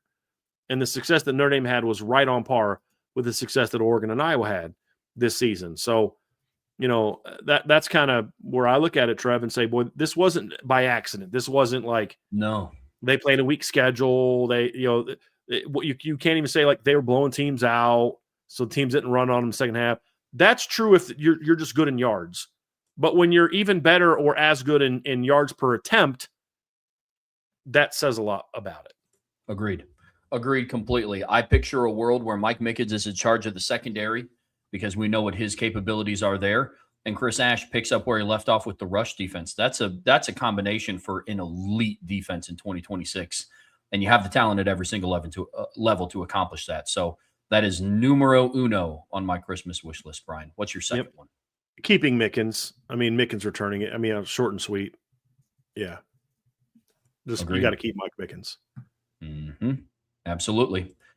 My second one, and it kind of goes along with the statistical category, but I hope Notre Dame is a top 10 defense in every category. Meaningful category. When I mean meaningful, I'm talking about the stuff that we talk about here on this show. I'm not too wrapped up in total yards. I'm concerned about things like yards per play, points per game, yards per carry, yards per attempt, completion percentage, turnover margin. That's what I mean, little context to the stats that matter. Because a lot of people point to, they have the best defense in the world because they hold teams to, they're top 15 in the country because they're top 15 in the country in yards allowed per game. That doesn't necessarily tell the whole story. So in efficiency numbers, maybe that's a better way to phrase it. Top 10 in every efficiency category in college football next season. Turnover margin, third down defense, yards per play, yards per carry, yards per attempt, because they absolutely have the opportunity to do that. If they do some of the things that we've talked about so far through the offseason and will continue to talk about through the offseason, I don't think that that's a crazy ask, especially where you look at some of the areas where they finished this season. And so that's what I'm hoping for. That's number 2 on my Christmas list, Brian, for Notre Dame's defense. My number 3, Trev, is I want to see all the guys that can return, all the guys that were in the rotation that can return to return. Like, and look, I know there's a lot of kids on the Notre Dame roster having money thrown at them. And I get it. I mean, when your roster is as talented as Notre Dame's is, that's going to be the case. And there's a lot of people in ears of players, and this is every position group, that, hey, you come here, you're going to be the guy, blah, blah, blah, blah, blah. And kids are having to deal with way more than they've ever dealt with. I don't think it's good for their mental health. I don't think it's good for their decision-making. I think it's good for players to have some ability to have more control over their futures than they had in the past. We've gone way too far in the opposite direction with that. My hope is that the Notre Dame players as a whole see past all that and understand what's in front of them in 2026. And that is an opportunity to be historic. And maybe you'll make more money somewhere else. Maybe you might get more playing time somewhere else. Maybe you might have a position coach that you get along with more somewhere else. But if you get past that stuff and you look at what you can do together as a brotherhood, as a unit, as a group of competitors, if you can get past that and say, yeah, we're all making sacrifices to come back because we're trying to do something special here at Notre Dame. If the players take that level of ownership this offseason, this defense will be historic for Notre Dame. I truly believe that. It will be a special defense, and it will be one that can lead them to a championship. If we see 3, 4, 5 guys from the rotation bounce, then I think maybe the culture's not as strong as we hope it is. And maybe this defense is still really good, but not quite the elite team it can be that can fuel them to a 15-game season next year. And yes, I'm saying 15 games because, yeah. Some big brain math right there, man. I love where you're coming from on that. Yeah. Love where you're coming from. I want to say third thing. Sorry. You're on 3. Yep. Okay. Third thing on my Christmas wish list for Notre Dame. And again, I'm sticking more with stats here. I was very, very, I guess you could say, boisterous about Notre Dame's defensive edge rotation, really, this season. And I am extremely high on the defensive end rotation. The third thing on my wish list, Brian, is I want Josh Burnham, Boubacar Traore, and Bryce Young to combine for 30 sacks this year. And I know that's an extremely high number. Extremely high number. But you go and you look at how efficient of a pass rusher that Josh Burnham was this season. We did the numbers. If you gave him the same amount of pass rushing snaps as what Boubacar Traore had, Josh Burnham would have ended this season with 45 total pressures. Then we did the same thing with Bryce Young. Bryce Young had 3 less total pressures than what Boubacar Traore had this season and only had 3 less total pressures. 92 less pass rushing snaps, though, but just 3 less pressures. I think some combination. Now, I don't think it's going to be split evenly 10, 10, and 10. I do think Boubacar is going to carry a lot of the weight of that. It's like he gets like 14 or 15, and then there's 15 more from Josh and Bryce. Exactly. Yeah. Yep, exactly. But and I think if they're smart, Trev, to your point, if they're smart next year, I could see scenarios on third down where you've got Boubacar. This is what they should do on third down next year. And based on some conversations I've had with people around Notre Dame, I think there's a good chance that this is going to happen. Is as long as they all come back, that you're going to see Burnham, Bryce, and Boubacar on the field together more on third down. Yep. Which we did not see this past year. So I could see that being helping to make that happen as well. It won't have to be as part of a 3-man rotation. They all get 30. There could be times when they're on the field together. Yeah. Put Bryce on the inside on third down and Josh and Boubacar on the outside and have at it. And there's even sometimes I would move Josh inside and just slant, even if it's in like a 4-eye, where he's lined up inside the tackle because you're bringing a linebacker up, or you want to put another speed guy on 3rd and 9 on the field. You want to put a Logan Thomas or a Rodney Dunham or Ebenezer Utade or a Kingston when he comes back, or Manfremo, something like that. Like, I don't care who that is, but there may be that guy that you want to put out. Well, then let Josh he can slant out, he can slant in, he can go over a guard, all those type of things. So I think those are all factors into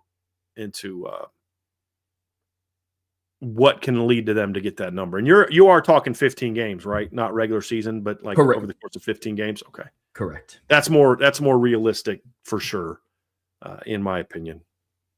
Yep. Definitely over 15 games. That's for sure. What's your next one, Brian? My number 4, Trevor, is that all of the things we talk about, Ash, Mickens, players coming back, leads to this reality. The 2025 run defense and pass rush gets combined with the 2024 passing defense. Ooh. Yeah, I would love that. I would absolutely love that. We're both extremely high on what the future of this defense is going to be. I couldn't agree more. I mean, that leads into what my fourth one is, Brian. And I'll get to that in a second. But here's the cool thing about this conversation, though. Saying that is not crazy. Like, because sometimes other teams, we'll have conversations about other teams. Like, man, could you imagine if you paired this offense with that defense? It's like, I mean, yeah, if you put 2019 LSU's offense with the 2004 Miami defense, that team would be unbeatable. But I mean, an argument could be made that those teams were already unbeatable as is. But it's crazy that we can sit down and have a conversation like that and it not be like, okay, Brian, yeah, that's a little crazy, dude. Right. Sure. Right. Because I'm not saying give me Ohio State's 2024 rush defense with Texas's 25 pass defense. It's no, this defense from the last 2 years becoming one. I love that. That's the case. Well, I love it, man.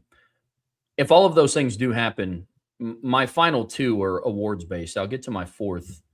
I do think that Notre Dame's season is poised to be stellar on defense. Historic, record worthy, and one that hopefully we're talking about for quite some time, the 2026 Notre Dame defense. Kind of like how we still talk about the 2012 Notre Dame defense. If a lot of that happens, Leonard Moore is going to play a big factor in that. It's on my wish list as I hope he brings home the Thorpe Award. I understand why he didn't win it this year. He missed 2 games. And on top of that, Caleb Downs is also one of the other best defensive backs in the country. He was legit, right? Yeah. Right.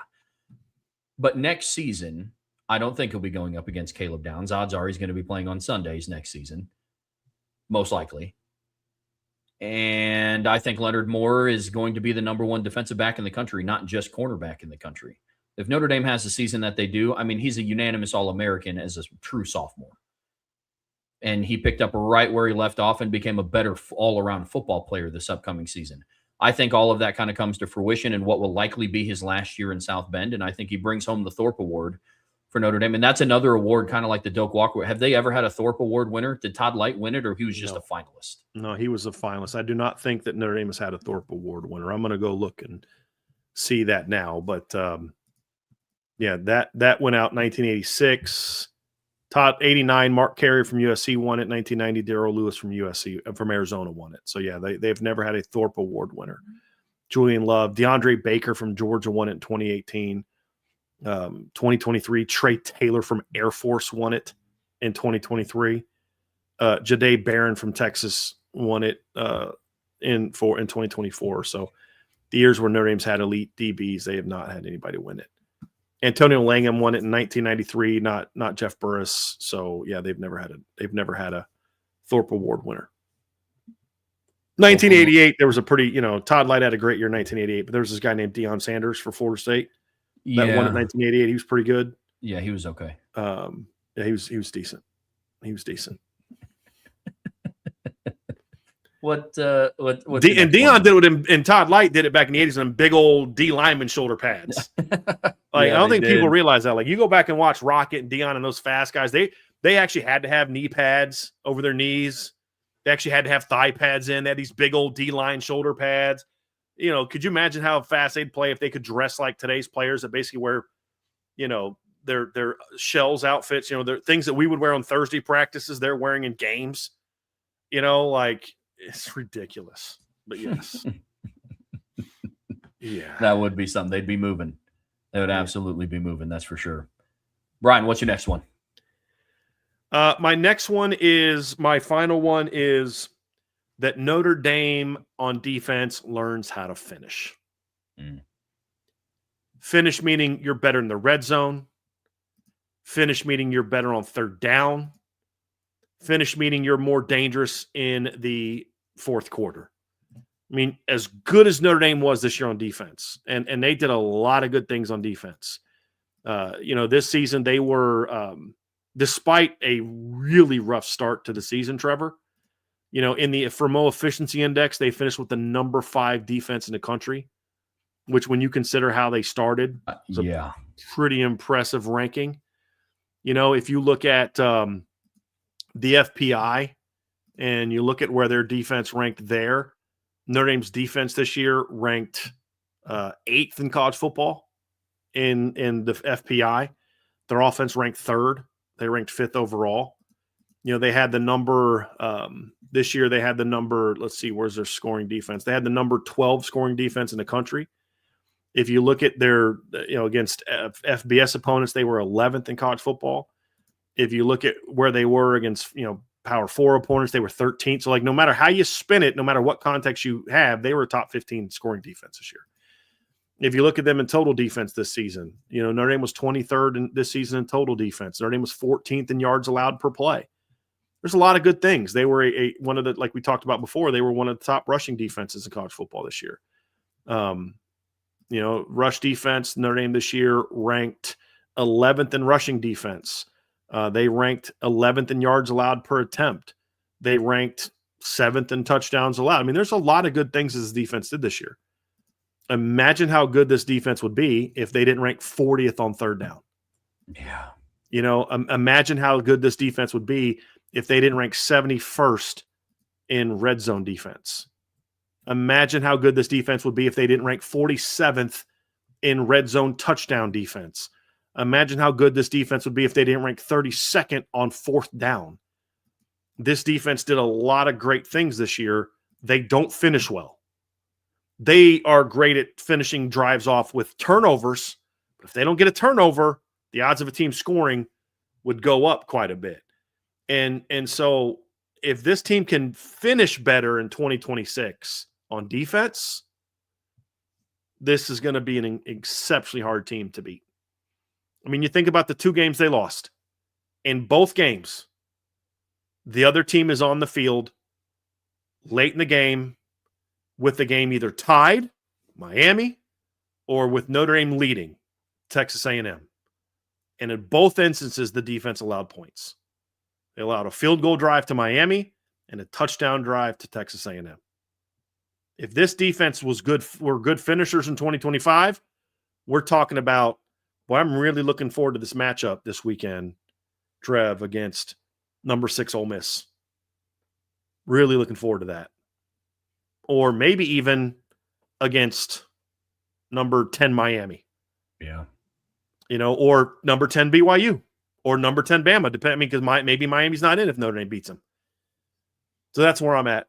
I think if Santa can bring us some magic potion that makes Notre Dame really good finishers next year, being as good at finishing as they are at forcing turnovers and other things, this defense is going to be incredibly good.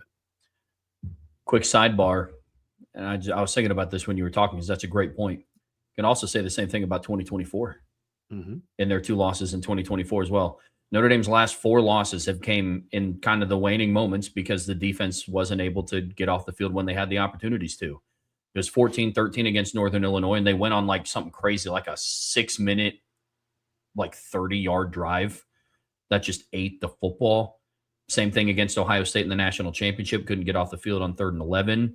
Same thing against Miami. It was 24-24. The defense couldn't make the stop. Miami kicks a field goal to win. And then you were up 40-34 against Texas A&M, and the defense couldn't get off the field. So I'm with you. That is a great one. That is a great final one for the defensive side of the ball. My last one, and this is kind of an omen to who he has been to Notre Dame and what I think he's going to continue to mean for this defense in 2026. My wish list is I hope Drake Bowen wins the Butkus Award. That guy has been the heart and, well, not just the heart and soul of this defense, but he's been one of the premier leaders of this defense the last 2 seasons. And I think that that's going to continue to be the same in 2026. He played exceptional this year. And anybody can miss me this offseason with any talk about, should Drake Bowen be starting? Who should be taking reps away from him? He is a captain. He is the leader of the defense. And I think that's going to get even more heightened this upcoming season going into year 2 in the Chris Ash regime. But Drake Bowen has been an exceptional football player for Notre Dame. And if he comes back, next year's just going to be his last year in South Bend. He'll be entering his true senior season. And I hope nothing more for that kid than to go home and leave with the Butkus Award, which is an award that honestly kind of not routinely, but no, unlike some of the other awards like the Doak Walker, or the Heisman, or the Maxwell, or the Thorpe Award, that's an award that gets awarded to Notre Dame players pretty consistently. Manti won it. Did Jalen Smith win it in 2015? Okay, and then They had 3 in a decade. Manti in 2012, Jalen Smith in 2015, Jeremiah Usu-Kormo in 2020. There we go. Yeah, there we go. So that's my final wish list. I love Drake Bowen, and he's one of my favorite football players on that team. Just watching him and knowing his story, it's an Indiana kid, played at a small high school, starting middle linebacker at Notre Dame. I think that would be great. So that's my final one on the defensive side of the ball, Brian. I know in this same segment we are also going to talk about special teams real quick, and I know both of our Christmas wish lists are pretty short when it comes to this phase of this football team, but I'm sure we're kind of in line with where we're at with our wish list here. But how do you start yours for the special teams, Brian? I mean, this is about the easiest. I mean, this is make your kicks and field goals. Just be a top 25 team in field goal percentage next year. I don't even need you to be elite. I don't need the second coming of Justin Yoon. I don't. It'd be nice. Just be top 30 in the country in field goal percentage. That's it. And make all your extra points. I know that's asking a lot, but that's it. I mean, look, could the coverage units get a little bit more consistent? Sure. I mean, they allowed 2 punt returns all year. The kick return team had like two or three kicks that would be like, get better there. But overall, they were still pretty good in kick coverage. You know, I'm a little concerned about punting next year, but look, if the offense is what we think it is, then you're going to see the next year's punter get even less action than what James Rendell got this year. I mean, we didn't see a whole lot of James Rendell this year. Now, when he was out there, he was really good. Mm-hmm. But we just unfortunately didn't get to see – well, I mean, not unfortunately. I mean, punting is a weird thing where it's like even when you got a good punter, you're happy when you don't see him. You know what I mean? Like, I think James Rendell was great fun to watch this year. I just preferred not to ever see him. You know what I mean? Last year, James Rendell punted 50 times in 15 games. This year, he punted 25 times in 12 games. You know, the year before that, 23, they punted 39 times, 49 the year before that, 58 the year before that, 43 in the COVID year, 63 the year before that, 54 in 2018 when they made the playoffs in only 13 games, 65 times in 2017. They punted 25 times this year. Now, you could say, well, okay, that's pretty awesome and all that, but I mean, did they turn the ball over a lot? Like Notre Dame this year ranked 132nd out of 136 teams in punts, and they were tied with Ohio State, who has played one more game. That means they didn't punt a whole lot, Trev. You know what I mean? But the thing is, it's Notre Dame also didn't turn the ball over. They were 9th in the country in turnovers lost.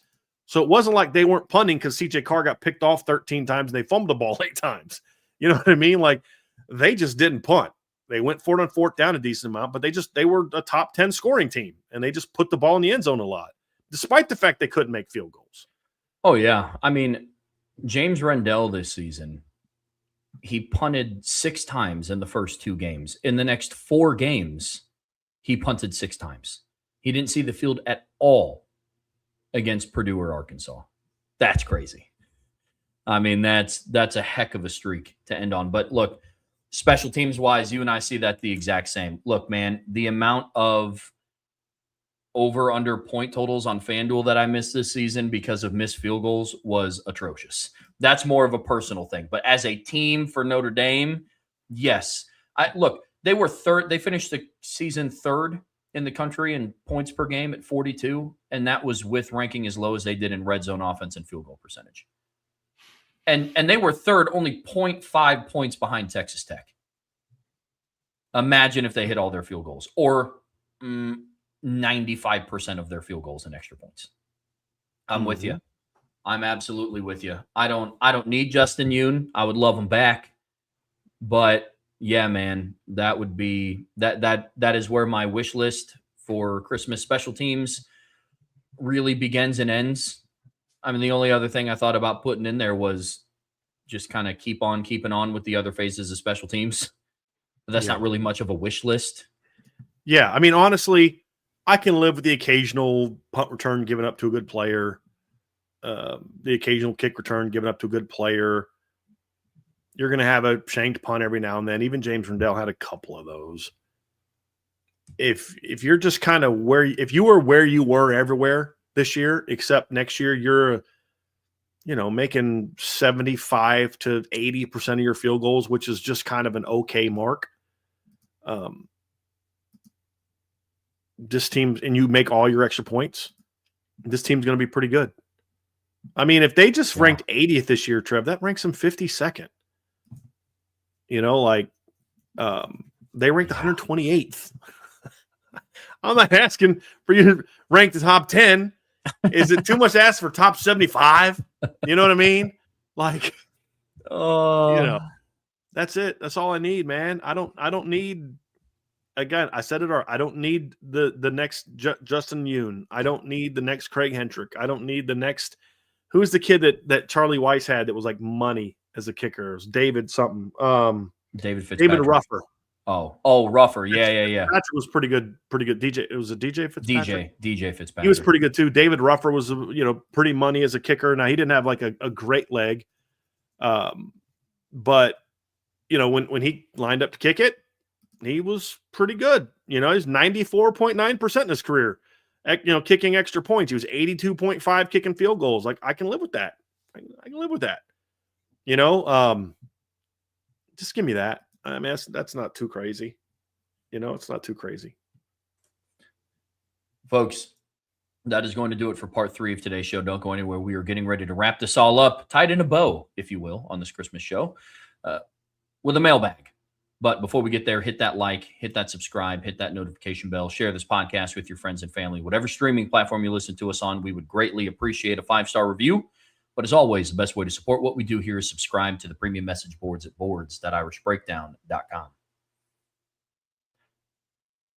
All right, Brian, to wrap up today's show here on the Irish Breakdown podcast, brought to you by our friends over at FanDuel, we have a mailbag to take us home, and this is the last segment until next week. Obviously, IB Nation Sports Beat is also going to go live tonight at 5 p.m. But for Brian and I, this is going to be the last segment we do until next week with the holiday coming up. So make sure you get your questions, your comments, your concerns in. If this does happen to be your first ever mailbag, you put a little MB for mailbag or a mailbox emoji that lets us know to set your question aside. Like always, with any daily mailbag, we can't go forever. We're going to get to a good amount of them today, but if you want to make sure your question gets answered, you can always feel free to throw in a super chat, which I know we have a couple of those in there to get us started, man. We do. We've got some super chats, and so we'll bring those up here, and we'll start off with Raymond Harton, our guy. Appreciate you, Raymond. My 2026 wish list is one gift, a Joe Moore award-winning offensive line. Thanks for all the hard work, Brian and Trevor. Yeah, appreciate you, Raymond, very much, man. I feel like if it's a legit Joe Moore award-winning offensive line, this team is going to be unbelievably good next year. And there's no reason they shouldn't be. I mean, you can blame injuries all you want, but the reality is we all said coming in the year, this team with all they had coming back should at least be a finalist. I don't even think they were a semifinalist this year. And you can blame injuries all you want, but Ashton Craig played half the year, and Billy Schrouth didn't get hurt till Game 7. Like the inconsistency started before then. There was never a game where they were worse than the opener when everybody was, that started fall camp was healthy. So your two most experienced guys were your worst players in that game. I mean, Gerby Lambert and Sullivan Absher were not your problem against Miami. Agreed. Anthony Knapp and Emil Wagner were. So this unit underachieved, and they've got to get it figured out. And if they can, this team is going to be absolutely special next year. Absolutely special. I really believe that. Again, there's some other things that have to fall in place, but that's my frustration with this whole process and what may or may not happen in the portal and all this other kind of stuff and what Marcus Freeman may or may not do. The reality is this team has a chance to be special next year. And I just don't know if that matters as much anymore. I mean, I generally don't know. I'm not saying it doesn't. I don't know. Whether or not all these veterans come back, whether or not guys in a rotation come back, it really comes down to, is Notre Dame honest in their communication with those players? And do those players value the team success more than maxing out their revenue and paychecks? Not that it's, look, I get it. You want to make your money. I understand that. But are you, what are you willing to give up to be this? And it's kind of challenging to get that message across when your head coach has not signed You know, I mean, when your head coach hasn't announced an extension, not that he, you know, I mean, he did last year. I mean, I get that, but like, you know, there's these things kind of out there and whatever. I hope the players look at it and say, we've got a chance to do something real special next year. And what are we as a group willing to kind of sacrifice to make that happen? It's not like you're taking 50,000 from Notre Dame and somebody else is offering you 700,000. It's not what's going on with the guys that we're playing. You just hope that they can, as a team, say, hey, we're all going to make sacrifices to make sure that we can stick together. Because if we do, we could be special next year. And if they don't, it's a sad day. It's a very sad day. Agreed. If they do and they make the decision to stick together, then their paydays are going to get a lot fatter once they get all to the league. That's right. And the other NIL opportunities that are going to come about throughout the season for them as well. But a lot of people want to focus on what's in front of me, what's the guaranteed aspects now. And I understand that, but yeah. From Tyler Evans, appreciate you, man. What do you think of former USC players mad about the ending Notre Dame game? And Keyshawn Johnson's response was perfect and 100% right. Keyshawn nailed it. Petros nailed it. I mean, Petros Papadakis nailed it as well. I don't know that Matt Leinart has said anything yesterday, but I'm pretty sure Matt Leinart has said things in the past about that maybe weren't necessarily 100% flattering to you know what I mean? Like, actually, yeah, he didn't say anything that I saw yesterday. He hasn't tweeted since December 20th. I don't believe. Let me see his replies. Yeah, he hasn't said anything since December 20th, but I know he said things in the past. And actually, December 20th was 3 days ago. Yeah, so like he said things in the past about it. And they're not alone. There's Scott Wolf, who's been covering USC for a long time. His Twitter account is Inside USC. He's been crushing USC on this for months. There's a lot of people that are upset about this because there's a lot of former USC players who understand what this rivalry means. And even guys who, I mean, you could almost, like, there's not all USC players are that way. USC players that graduated in the last 10 years a lot of them have a very different view than guys who are older. I've seen Deion Bailey who say some dumb things about it, in my opinion. I've seen Sua Craven say some silly things about it. It's the older you get, the more you value it, which just kind of shows the generational changes that have happened in college football the last 30, 40 years. Last 20 years. But, I mean, there's a lot of people at USC that are upset about this. And some who are even willing to say, yeah, Notre Dame deserves some blame for this, insert reason why. And, you know, we could have a conversation about whether that's factual or not, but they're willing to own that USC has a bigger role in this that is leading to what has been a very disappointing end of the rivalry. But look, Trevor, it's not a surprise. We've been talking about this for months.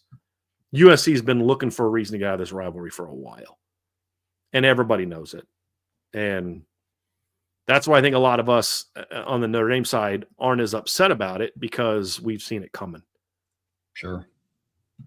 I mean, I don't think it's a mystery that players who were well-versed in this rivalry and understood what it meant are upset about it. I mean, the two drivers of the people that wanted this to end are not USC people. Jen Cohen is not a USC alum. She doesn't get it. She doesn't understand. Lincoln Riley's from Texas. Like, this carries no weight with him. I mean, when he was there and they were playing it, he's like, yeah, this is a great rivalry. It's like, dude, when you were the head coach at Oklahoma, you weren't talking about Notre Dame USC rivalries. I understand it. I get it. But the two drivers of the people that wanted this to end aren't USC people. But even his, it's a great rivalries were always followed by a but. Oh, yeah. So you knew which one was he truly believed and which one he didn't believe. 100%. He never cared about this rivalry. No.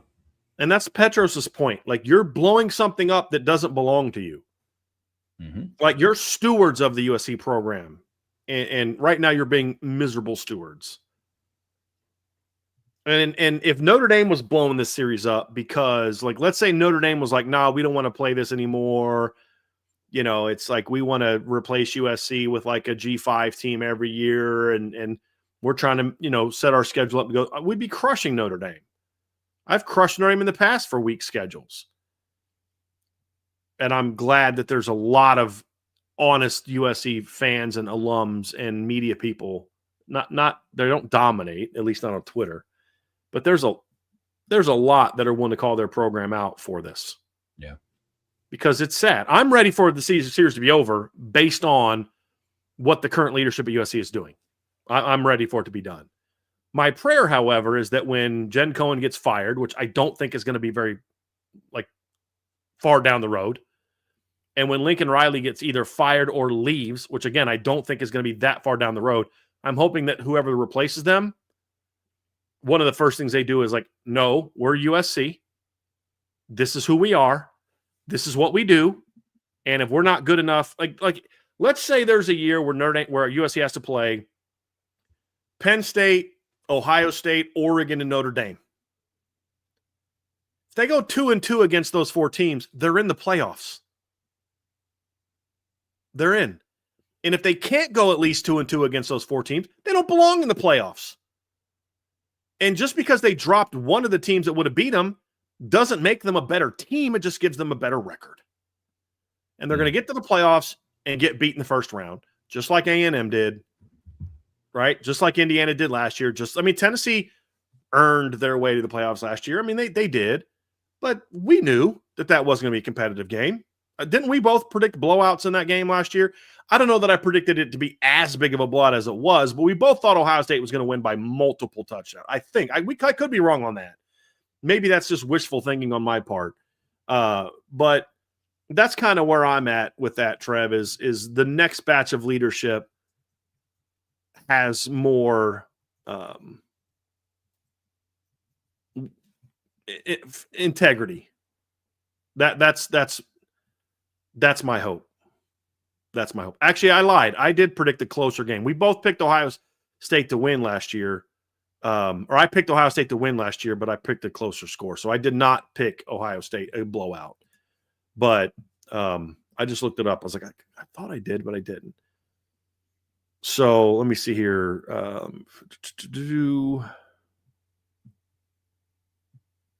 Yeah. So I predicted a win, but not a blowout. But they weren't a team that was going to go on a run last year. We knew that. We knew Indiana was going to go on a run last year, even though they deserved in the playoffs. So what does it matter if you get in, but you're clearly not equipped to go on a run? You know what I mean? This notion that, let's play in September. Screw that. Name me a rivalry that's played in September. Name me where it's the number one rivalry for a team that's played in September. Name me one. I can't think of one. I got nothing. I don't know. It's just, and the thing on top of it too is I hate the justification for it too. Like you touched on with the whole, with the playoff committee electing to not, to carry a heavy weight in losses in November. It's the playoff committee carries losses at a heavy weight unless you're named a specific team from Tuscaloosa. But that's a different conversation for a different day. The flip side of that argument, though, is what if you get a big win in November? That's USC's leadership basically conceding the fact that they just can't beat Notre Dame. That's what that tells me. It's we play them in November, we're just going to lose, and that hurts our playoff chances. But I said this yesterday, Brian, you and I have talked about this before. USC doesn't want to win a national championship. They just want to make the playoffs so they can say that they made the playoffs. Because if you truly aspired to be a championship contending team, you would play teams that get you ready to play for a national championship. Mm-hmm. I think that's a pretty straightforward fact. Yep. So that's where I'm at with that one. Yep. Somebody in the chat said Iowa State. That's not either, because Iowa State are an in-state rival, but that's not their primary rival. Their biggest rival is Minnesota. You could argue Wisconsin is also a bigger rivalry long-term for Iowa than Iowa State is. Just because it's an in-state rivalry doesn't mean it's the top rivalry. That's why I say top rivalry, because I believe there's been times where Michigan and Michigan State have played in September. But that's not the top rival for Michigan. Ohio State is. So even that one is not number one. Yeah. Yep. It's sad. Let's get down to Reese Brenner. Appreciate the super chat. If you could form a dream team from this year's college football players, but you couldn't use anyone from Notre Dame, who would you choose? Oh my goodness. This is all 12 teams. My quarterback would probably be Dante Moore. I'm trying to pull up the bracket right now. Oh, we're doing just playoff teams? Yeah, he said of this year's college football. Oh, college football players. I thought he said players. Okay. Can't use Notre Dame players. My quarterback, I'll probably go Dante. I'm a passing guy. My running back would be Ahmed Hardy. I'm going to go position groups. This is going to be all day if we go individual. I'll go position groups. I'll take Ohio State's wide receivers and tight end. I'll take Iowa's offensive line. I can't use Notre Dame's defensive line. I'll probably go Miami's defensive line. Probably be if I can't use them. Ohio State's linebackers.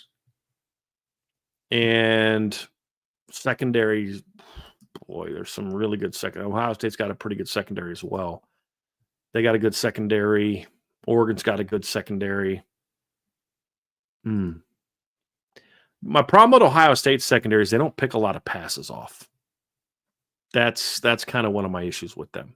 They're very good. I just like a secondary that picks more passes off. It's a tough one. Iowa's just pretty good. I'd probably go Ohio State's secondary as well. If I can't use Notre Dame's, I'll probably go Ohio State's. What say you, Trev? I agree with everything that you said. The only thing that I would change is I would take Eli Stowers at tight end from Vanderbilt over Max Clare. But I would keep Ohio State's just wide receivers. That's fair. Yeah. I kind of went with that as a group. As pass catchers, as a Yes. Yeah, totally. Eli Stowers was didn't he win the Mackey? Yes. He was outstanding. So, Yeah. yes, I'm totally fine with that. And then I would have a short yardage. I know Mr. Anti-short yardage package guy over here. But I would also bring in Byron Brown because he's an tank, yes. And just have him be my rotational, short yardage. I have a feeling he's going to be fun to watch at Auburn next year. And he hasn't announced for Auburn, but I think the writing's pretty much on the wall. He jumps in the portal. Ashton Daniels jumps goes back into the portal. Yeah, he's going to be fun to watch in that Auburn run game next year. I think there's no doubt. From Jackson Johnson, appreciate you. This must be a special episode because Brian isn't wearing a hat. Also, my list includes Notre Dame USC is back on rivalry week and Penn State Pitt on rivalry week. Yeah, I mean, that'd be great, wouldn't it?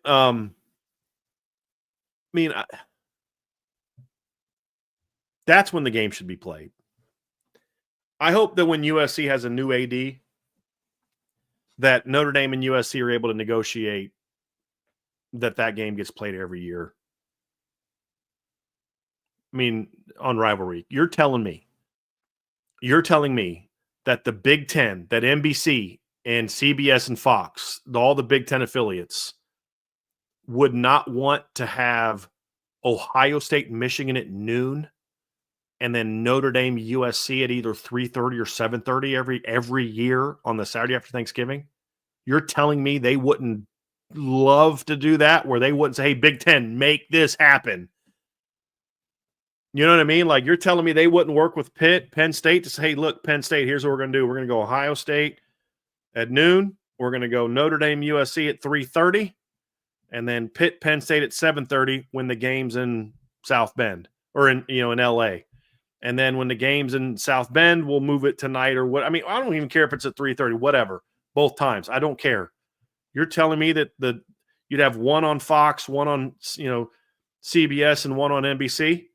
So, I mean, every year, noon games on Fox, Michigan, Penn State, 3:30 every year on NBC, Notre Dame, USC, because it's either going to be NBC carrying the Big Ten game or NBC carrying Notre Dame game. And then at 7:30, CBS gets Penn State Pitt. Really?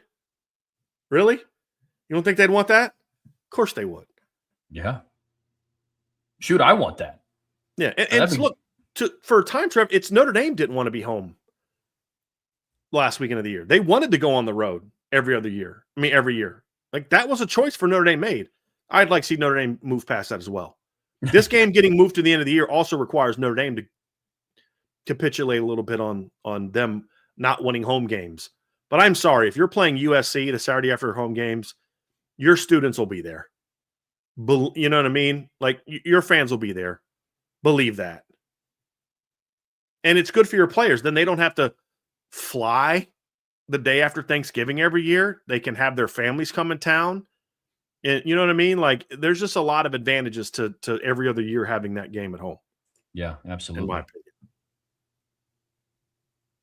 And then also from Jackson Johnson, 979. From a Bama man, I wish everyone a Merry Christmas. Same to you, Jackson. We appreciate you, that man. very, very, very much. Let's get back up to the top, Trev. From Mark Couch, you have just been selected as the king of college football with all necessary power to enforce rules that you enact. How do you fix college football?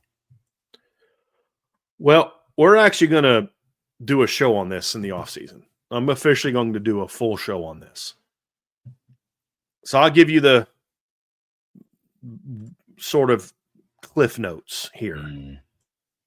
Number one is, and some of these I haven't thought through what the answer is going to be. Somehow, some way, I'm the king of college football. I'm getting ESPN out of the college football playoff process completely. I think that there needs to be a way to where the college football playoffs, there's basically 4 networks that carry college football games every weekend that are at the heart of college football. And it's conferences. It's ESPN, it's NBC, it's Fox, and it's CBS. There's going to be 4 first-round playoff games. Each one gets one. And then the semifinals, quarters, semis, and championship game is going to be rotated every year, just like you see in the NFL. One year it's on, NBC. One year it's on Fox. One year it's on CBS. Isn't that how they do it on the Super Bowl? Or it's between Fox and CBS? It rotates every year, correct? It might just be on Fox. I'm not 100% sure now. I'm going back. So is that a new thing? Because it used to rotate from year to year. Again, I haven't watched NFL in several years, so you guys can correct me if I'm wrong. But the point is, I'm rotating it, and I'm getting rid of ESPN's dominance over the sport.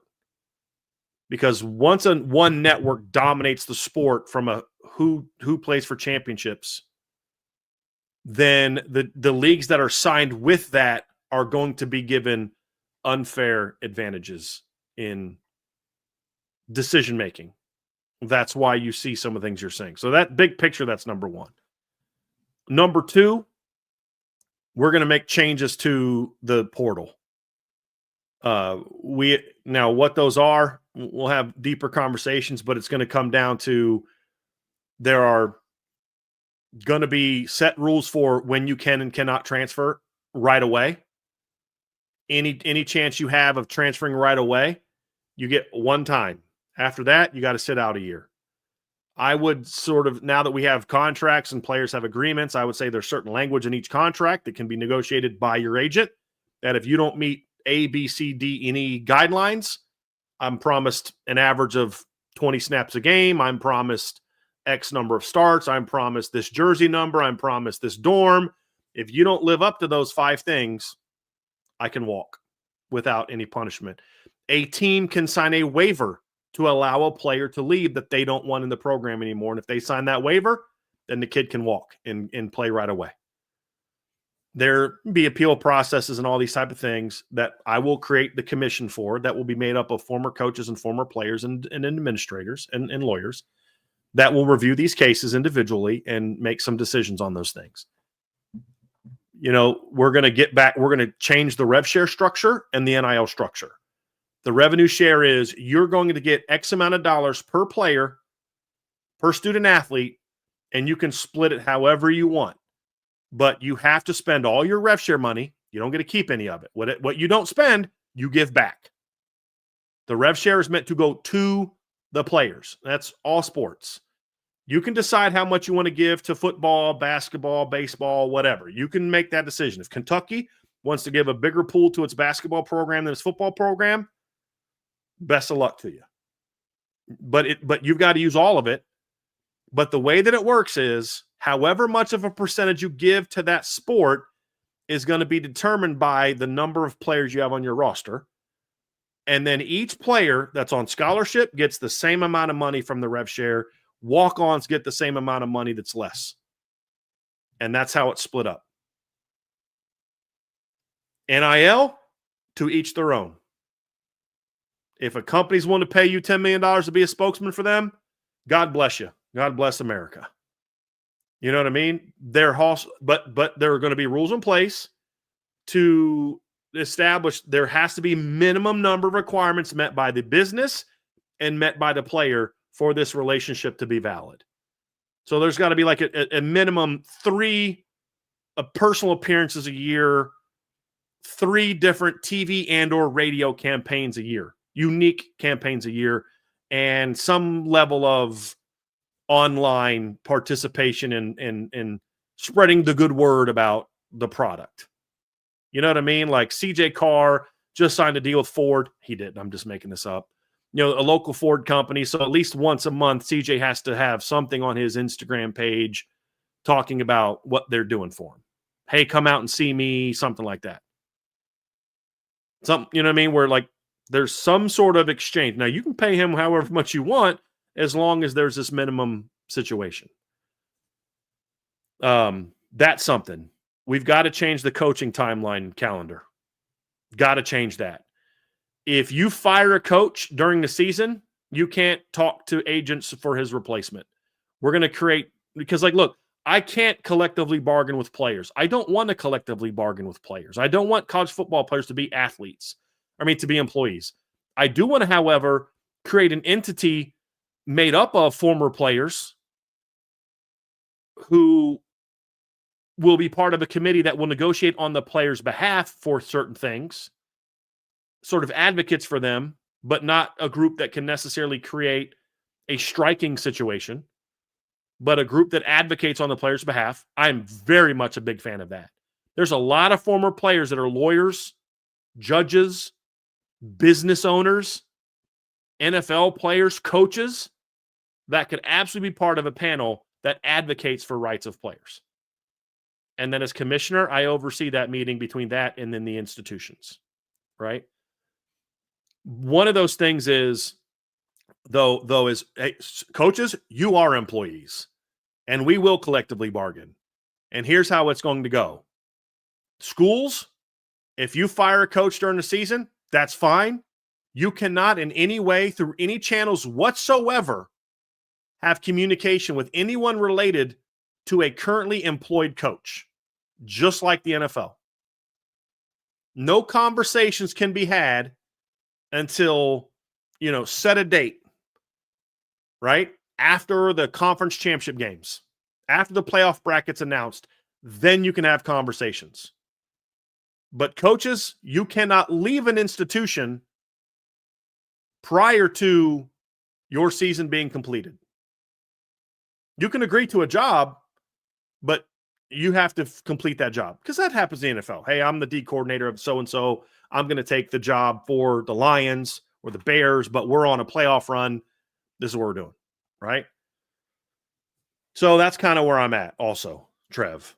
And the reality is schools have to understand that this is a business, and you have to have plans in place to allow players to get late starts on their semester. That's the reality. Because we have to change the portal window as well. And that's going to result in players not enrolling at schools on time. That's just the reality.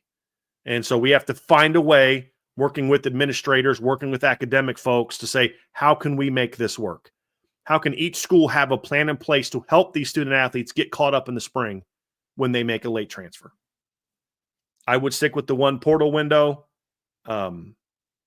I would change a lot of contractual things that go on. There has to be these type of contracts. And if you're in an NIL contract and you break that contract before it ends, that it's okay to have buyout provisions in there. There's a lot of things like that I would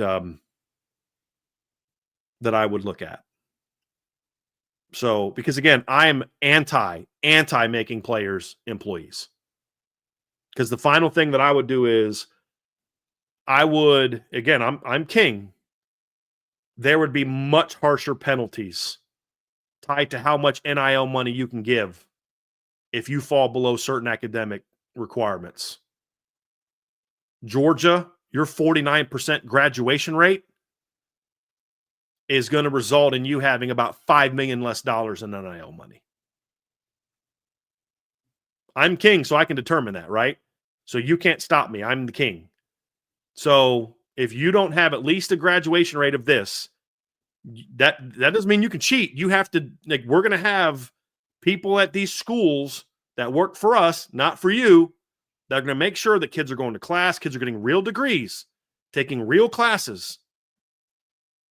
Then we're going to, there's going to be punishments for this. So if you're graduating 49% of your players, good luck winning a championship next year with $5 million less of NIL money. You know what I mean? Like, there's going to be much harsher penalties for that. The problem is once you make players employees, then we are basically giving up on their student athletes.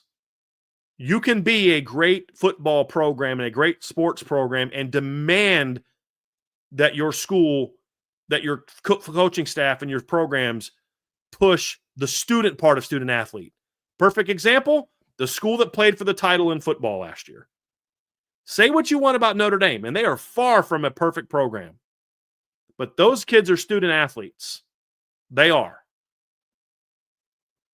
There's a lot of players at Ohio State last year on their championship team that flat out are going to class and doing what they need to do in football. Can Ohio State be better in that regard? Yes, they can. Is Ohio State, in my opinion, better than most? I believe they are. So you can do that. And we have to push for that. The minute you allow these kids to be employees, that's gone. And we cease being academic institutions. And at that point in time, why do we have sports?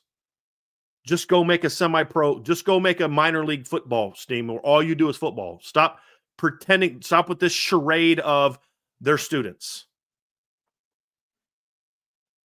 And I don't think the term student athlete is dead. It can't be dead because it still exists at places like Notre Dame. So it's clearly not dead. No. And we have to stop in our country. We have to stop accepting things the way they are. All politicians are corrupt. Then vote them the F out. We still vote. We still determine who's elected. So if you look at Congress like a 20% approval rate, then how does any incumbent get reelected? Because we keep voting for them. We got to stop accepting these things. If you're bothered by it, stand up and freaking fight about it. I'm mad at ESPN, but you still watched every single playoff game, didn't you? Didn't you? I can't stand Notre Dame is doing this. This is bullcrap, but you still paid for your season tickets, didn't you? I'm so tired of this defeatist attitude of, well, it's just the way that it is. Then don't accept that. Do something about it.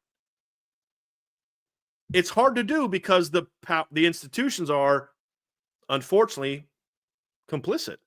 That's why I'd have to be king of college football to make this happen. And the sad thing is, almost none of that stuff will happen. Because at the end of the day, can we be real about something? The leadership of college football gives 0 Fs about college football players. 0. ESPN doesn't care about players. They don't. They care about making money off players. A bunch of agents don't care about players. Not all. A bunch, especially these online lawyer guys.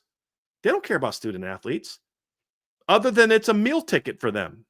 They don't care about what's best for student athletes. They don't care about how like mental health of student athletes has gotten way worse in recent years because of all the things that are now thrown at them. They don't care about that. Oh, we're fighting for their right to get money. No, you're not. You're fighting for your right for you to get a cut of their money. That's the sad truth. A lot of coaches don't care about student athletes. That's why I wish Marcus Freeman, I hope I'm wrong on my read that I don't think Marcus Freeman sees Notre Dame as a destination job. I hope I'm wrong. Because I do believe Marcus Freeman is one of those coaches that does value developing young men. And I hope he doesn't leave because we need more of him, not less of him. And if he wins a title and stays, then more presidents can be like, hey, why aren't you like that? But a lot of coaches, you can't tell me you truly care about developing young people and have more arrests over a 2-year period than wins. And a graduation rate of sub 50%. You just can't. You can't tell me that you actually care about developing young men on and off the field. That's the sad truth of the reality. Because if people actually cared about the players beyond what the players can do for them and their livelihoods, I would not be one of the few voices that says the things that I say. I wouldn't. Because we'd have a very different conversation about all these things. Very different. But they don't. If ESPN cared about student athletes, the stuff going on at Georgia would be a huge scandal. You've had more players arrested the last 2 years than you've had wins on the football field, and your sub 50% graduation rate. What the heck is going on at Georgia? How many stories have we seen on that from ESPN? Because they don't care about players. They don't care. It's the unfortunate truth. And this is what I'm talking about. This is the mentality of people that despise me, but this is why we are. Somebody says, you talk as if college football is dying. I'd never said that. Stadiums keep upgrading. TV deals keep growing. Viewer ratings are rising. The sport has never been healthier. That's not health, dude. You're part of the problem. You literally are part of the problem. You're a fan that says, as long as the sport's making money, it's healthy. Go ask the players who are seeking therapy to deal with all the things they're going through right now, if it's healthier for them now than it was when they were freshmen and there was no NIL and there was no portal. Go ask them. It's not healthier just because it's making more money. It being more corrupt doesn't mean it's healthier. But Trevor, sadly, that's why it'll never change. Because there's too many people in this country who benefit from corruption, who enjoy corruption in sports, politics, whatever, that they're not going to point it out. It's healthier than ever because it's making more money. The fact that people define your success based on money is sad.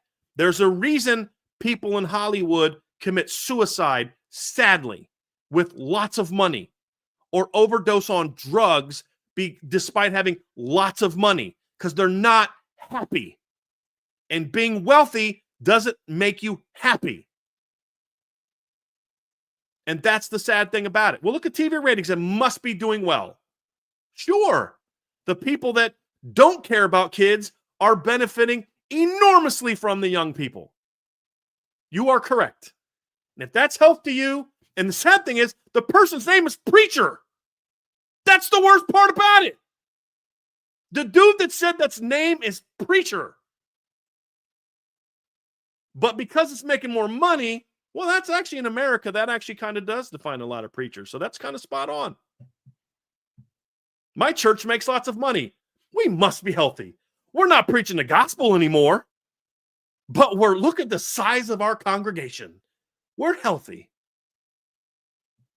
I'm just going to go ahead and ignore what Matthew 12 says. But, that's a different story for a different day. Sure, college football is healthier than ever. It's making more money than ever. Doesn't make it healthier. If you guys knew the conversations that I have with players and parents and what this is doing to their psyche and their well-being and their mental health of being pulled in all these directions we never even dreamed of being pulled in as 18 to 20-year-olds, then you might say, maybe this isn't the best thing for them. How many lottery winners have we seen lose it all and end up worse off at the end than they were when they actually won the lottery, before they won the lottery? Wasn't expecting that rant today. Sorry, everyone. From James Salumi, how confident are you in the CSC's audit and enforcement ability? And how much is Notre Dame going to have to alter their paying methods for this upcoming season in comparison to the 2025 season? I'm not confident at all. I mean, not every team is going to sign it. Not everybody's going to agree to it. There's going to be lawsuits about it. I don't see that at all being anything worthy. They're already altering in their payment method. There was no cap before. Now there's a level of cap. There's things they can be involved in now. There's things they can't be involved in now.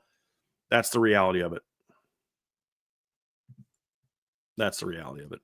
So I don't see it having a bunch of it. And we're some of the decisions we're seeing, Notre Dame can't offer kids as much. If we're offering the system, if we're in the system we were a year ago, I'm not as concerned about the players leaving that I'm concerned about, because they could just pay whatever they wanted and did. But now they have to make tougher decisions. That's the reality about it. Let's go find a happy one. Here we go. From Reese Brenner.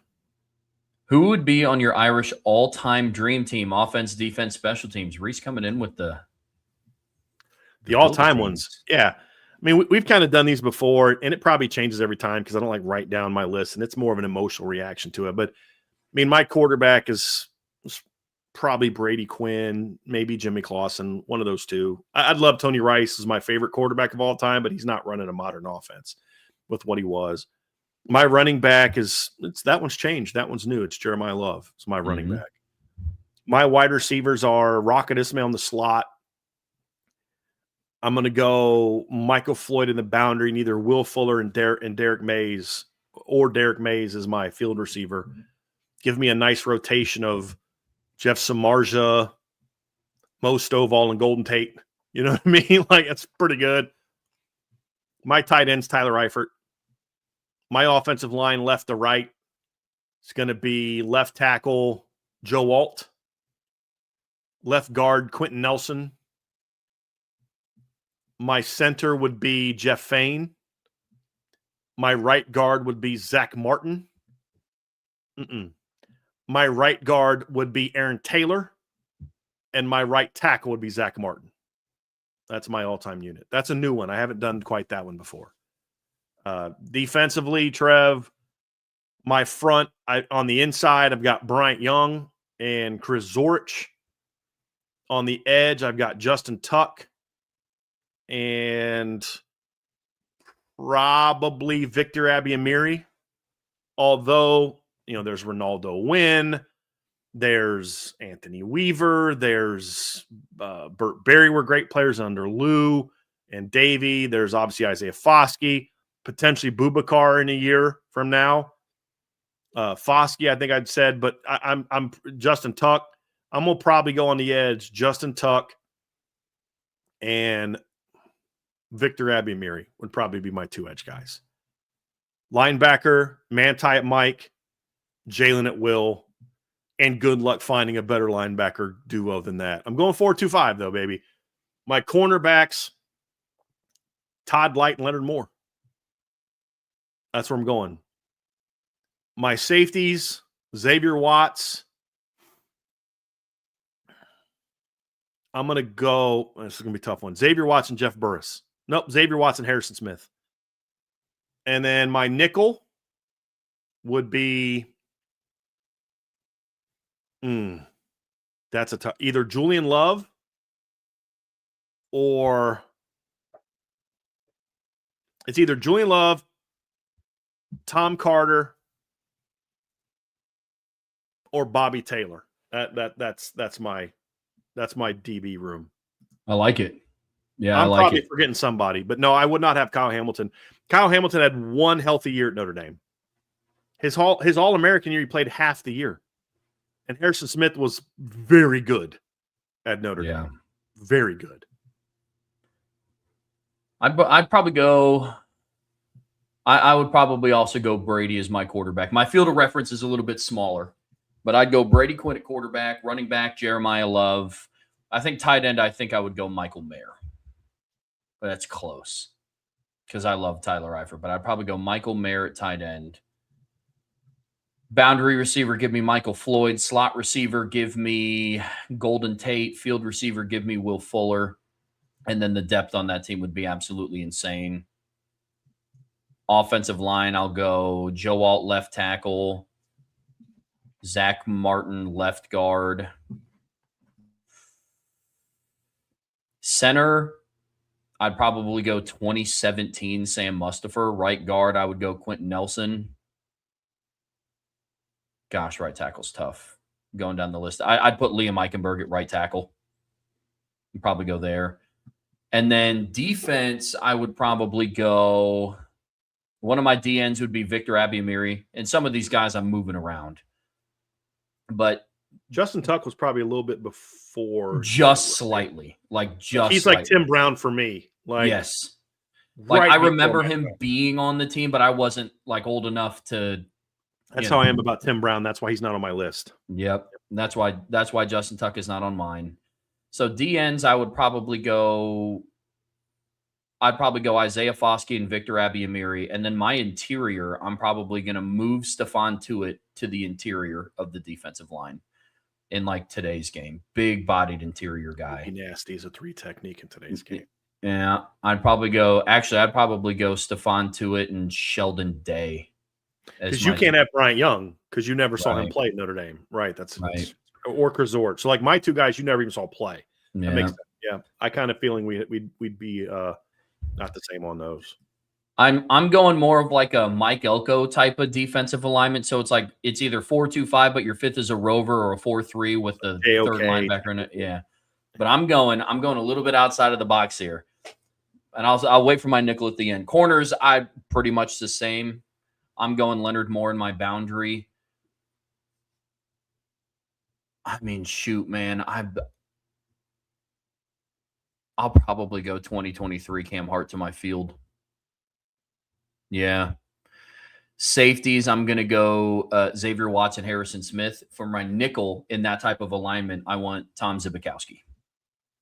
Could you imagine people talking about Kyle Hamilton, but could you imagine Kyle Hamilton as a rover? Yeah. Yeah. Yeah. And there's some real good players. And people in the chat, leaving someone off the list doesn't mean we think they suck. It drives me nuts every time we do something like this. Like, honestly, sometimes it makes me not want to do a list like that. No love for Golden Tate. I'm sorry that, like, so if I don't do Golden Tate and somebody says, well, no love for Michael. Whatever. Sometimes people ruin the fun. Mentioning who you would want, I'm all for. That's fun. Like, you don't have to agree with us. It's more of the response of like, why not so-and-so? They not good? You don't love? I'm like, oh my good Lord. Coleman Smith said, I was like 2 when played at Notre Dame. Yeah. He's kind of in your, and that's part of the fun though of doing lists like this. So like if I did a list like this with loose emoji, his would look way different than mine. He'd have like Ross Browner at the end. And like, that's part of the fun of having these debates with like different generations of fans, is because I'm going to have players on my list that you're not even going to be able to consider on your list. People have Joe Montana on their list. I mean, like Joe Montana, I think won his first Super Bowl when I was 3. Super Bowl. I never saw him play at Notre Dame. That's what I think is fun when you have these all-time questions, when you stick within what you saw. Yeah. You know what I mean? But like, yeah. I can't tell you how good Ross Browner was. I can just tell you how good Loose Emoji told me Ross Browner was. Yep. You know what I mean? And then I'll talk to older fans and they'll be like, oh my gosh, Ross Browner was, this guy was good, but let me tell you about insert player from, back in the 70s or whatever. And that's what I love about these discussions. Like when we have tailgates and you have like different generations of fans talking about things, those are my favorite parts of these conversations. And like people like you and Coleman that are like in your 20s, like you're going to have like, you're going to feel about like 05, like I felt about like 93, or like just that team you loved, or in your case, 05 would be more like 88 was for me. And I just turned 10. It was really my first year of really remembering it. That's what makes it a lot of fun. Yeah. 100%. Yep. It is fun. Alan Page, B. Plants. Alan Page, like, I never saw Alan Page play, but I bet you, some older folks will tell you, like, he's on that list. Me talk about, like, greatest ever to play the game. I mean, think about Alan Page. All-American. I'm pretty sure he was an All-American Notre Dame. Just let me look this up. He was, I believe, an All-American at Notre Dame. Let me just pull it up. Let's see here. He was go down. A 2-time national champion in Notre Dame, 64 and 66. Consensus All-American in 1966. He was a 5-time first-team All-Pro in the NFL. He won the NFL MVP in 1971. Won a Super Bowl in 1969. as Minnesota for the Minnesota Vikings, then gets elected to the NFL Hall of Fame, the College Football Hall of Fame, and then what does he do when he gets done playing football? Goes into a legal career that ends with him being a Supreme Court justice in the state of Minnesota. It's about living a full life. He's a father, a grandfather, a great-grandfather, right? Like, so this great NFL career, and it somewhat can be overshadowed by what he did off the field. Think about that. Unfortunately, I never got to see him play. There's some great names here. Michael Moose, Dave Casper, all-time great. Never saw him play. So anyway, those are some NFC champion is he lost multiple Super Bowls. Wikipedia has him saying he won the NFL championship 69, but I don't believe he did because I think Minnesota's lost all 4. So Michael Huff is correct. So those are all fun things, and that's what I like. That's kind of why I like being able to have these conversations with people from different generations. 100%.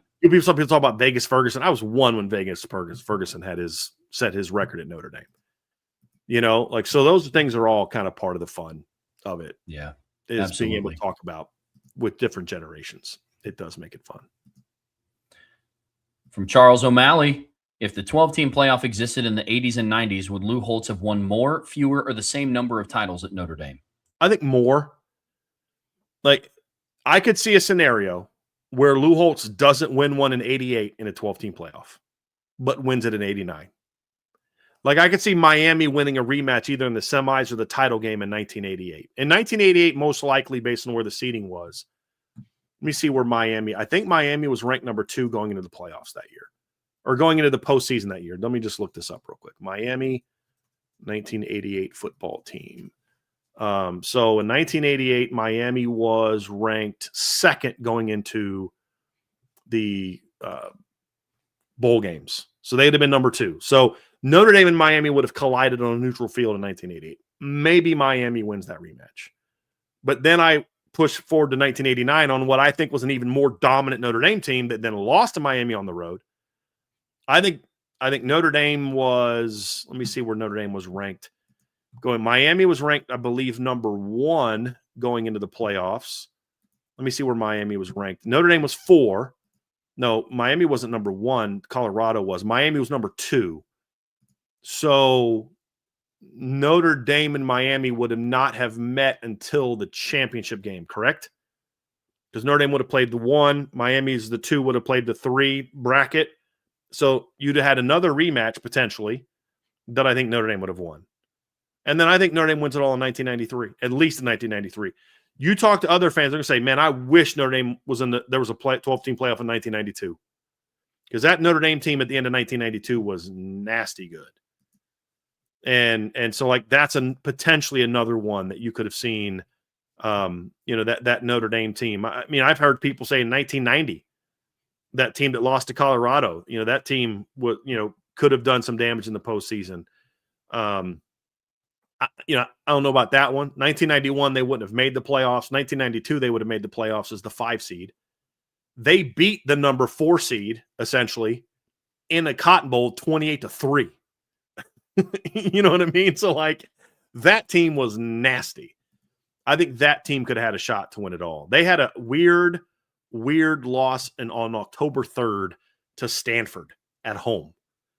And then after that game, they played 7 ranked teams after that. They beat number 9 Boston College 54-7. They beat number 22 Penn State 17-16, number 19 USC 31-23, number 4 Texas A&M 28-3 in back-to-back games.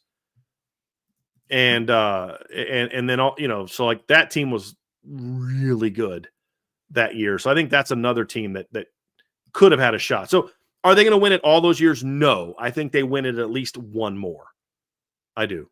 Either let's say and honestly, they could have won both 88 and 89. I mean, that's possible too. But let's just say they win one of those 2 years. I think between 90, 92, and 93, I think Notre Dame wins one of those for 2 in a 12-team playoff. Because you talk to the 93 players, and they're like, we would have loved to have had a playoff back then. Loved it. I believe it. Because they're like, we would have, because they were mad that they didn't beat Florida State by more. Like, and I mean, if you go back and watch that game, they should have. I mean, I've joked with Jeff Burst before, like, man, if you could catch, you'd have had like 3 picks in that game, and that game would have been close. I say jokingly, because Jeff Burst was phenomenal in that game. But, you know, they let Florida State back in that game. You know, they did. They would have loved a rematch against Florida State. But, of course, Florida State players would have said the same thing. They'd love a rematch against Notre Dame. I would assume anyway. Super chat from Tyler Evans. Appreciate you, man. BD, who would be on your Mount Rushmore of Notre Dame players from the 80s, 90s, 2000s, and 10s? And Trev, who would be on yours from the 90s, 2000s, 10s, and 20s? Mount Rushmore, so 4 guys. Yeah, 80s. I mean, I would have to say, I mean, I'm going to actually go with some guys I didn't see play, just because I think it's going to make the most sense that way. But in the 1980s, I'm going to go, obviously, Tony Rice in the 1980s. I'm going to go Tim Brown in the 1980s. I'm going to go Bob Crable in the 1980s. And I'm going to go either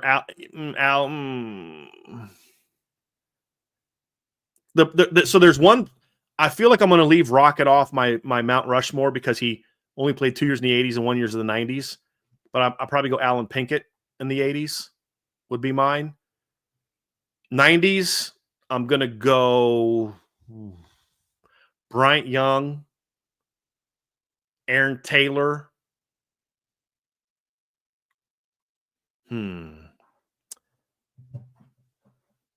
Boy, I'm torn between Reggie and Jerome.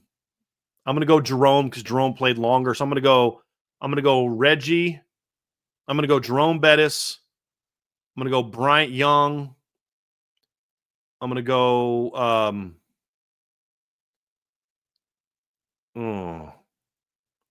going to have to put Rocket on there, man. I cannot not have Rocket Ismail on one of my Mount Rushmore. So I'm going to go Rocket. I'm going to go Bryant Young. I'm going to go Aaron Taylor, and I'm going to go Jerome Bettis. With all due respect to guys that played, like Derek Mays type guy. I mean, there's a lot of guys could be on it. My 2000s, that one's kind of easy. I mean, Brady Quinn's on my 2000s list. I'm going to probably put Victor Abiamiri on my 2000s list. I'm going to put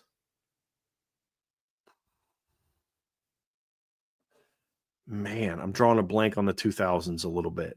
That the overlap of my coaching career, so I got to go. I'm going to go. Man. Oh, here we go. Sorry. Brady Quinn, Julius Jones, Jeff Samardzija, and Golden Tate. I mean, Golden Tate won a Biletnikoff. He was special. And then my 2010s, Manti, Jalen Smith, Quentin Nelson, and Jeremiah Love. No, actually, no. Jeremiah Love can't be on it. No, he's in the 2020s. 2010s would be Manti. It'd be Jalen Smith. It would be Quentin Nelson. And so no quarterbacks, no running backs, Michael Floyd or Tyler Eifert, whichever one of those two. I like it. Will Fuller just misses the cut for me. 90s, that's rough. I'd probably go, I know Jerome Bettis would be on there. Aaron Taylor would be on there. Probably Bryant Young and Bobby Taylor would probably be my Mount Rushmore for the 90s. Yeah. Todd Light's going to be so mad that I didn't have him on my list either. Those guys at the end of a decade are hard, though. I know, you know what man. I mean? I know. 2000s.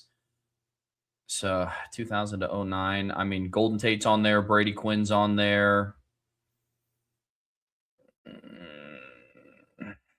That is so tough. Honestly, I would put Victor Abiamiri on mine just because that was the first like legit pass rusher that I saw. So underrated at Notre was, Dame. man. He was so good in 05 and 06. So good. He was nasty. I'd put Victor Abiamiri on mine. That was my first exposure to a really good pass rusher. So who do I have? Quinn, Tate, Abiamiri, and then you also said Bobby Taylor. Yeah. And then I would go, or Bobby Taylor's for my 90s. Am I? He was 2000s. That's right. Quinn, you said Quinn, Abiamiri, Golden Tate. Yeah. Julius Jones. Yeah, I'll go Julius Jones. Thank you. Appreciate that. I appreciate the assist. Oh, I needed that. Where'd that come from? 20.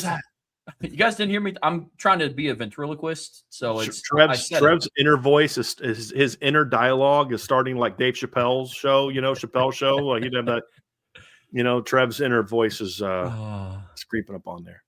I'd probably then in the 2010s, I would go Michael Floyd, Harrison Smith, Manti Te'o.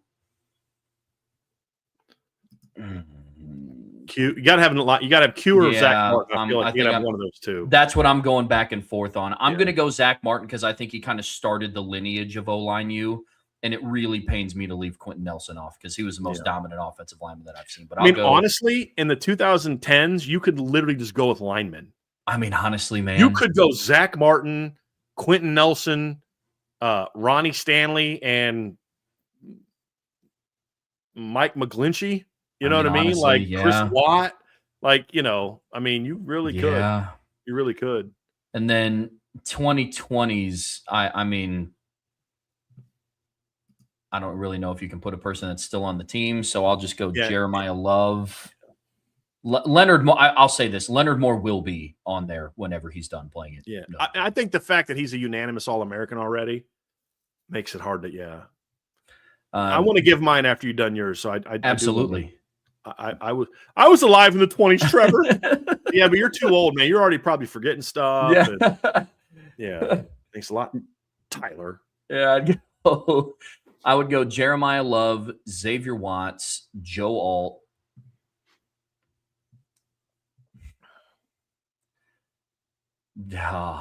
Gosh, man, he only played for a year.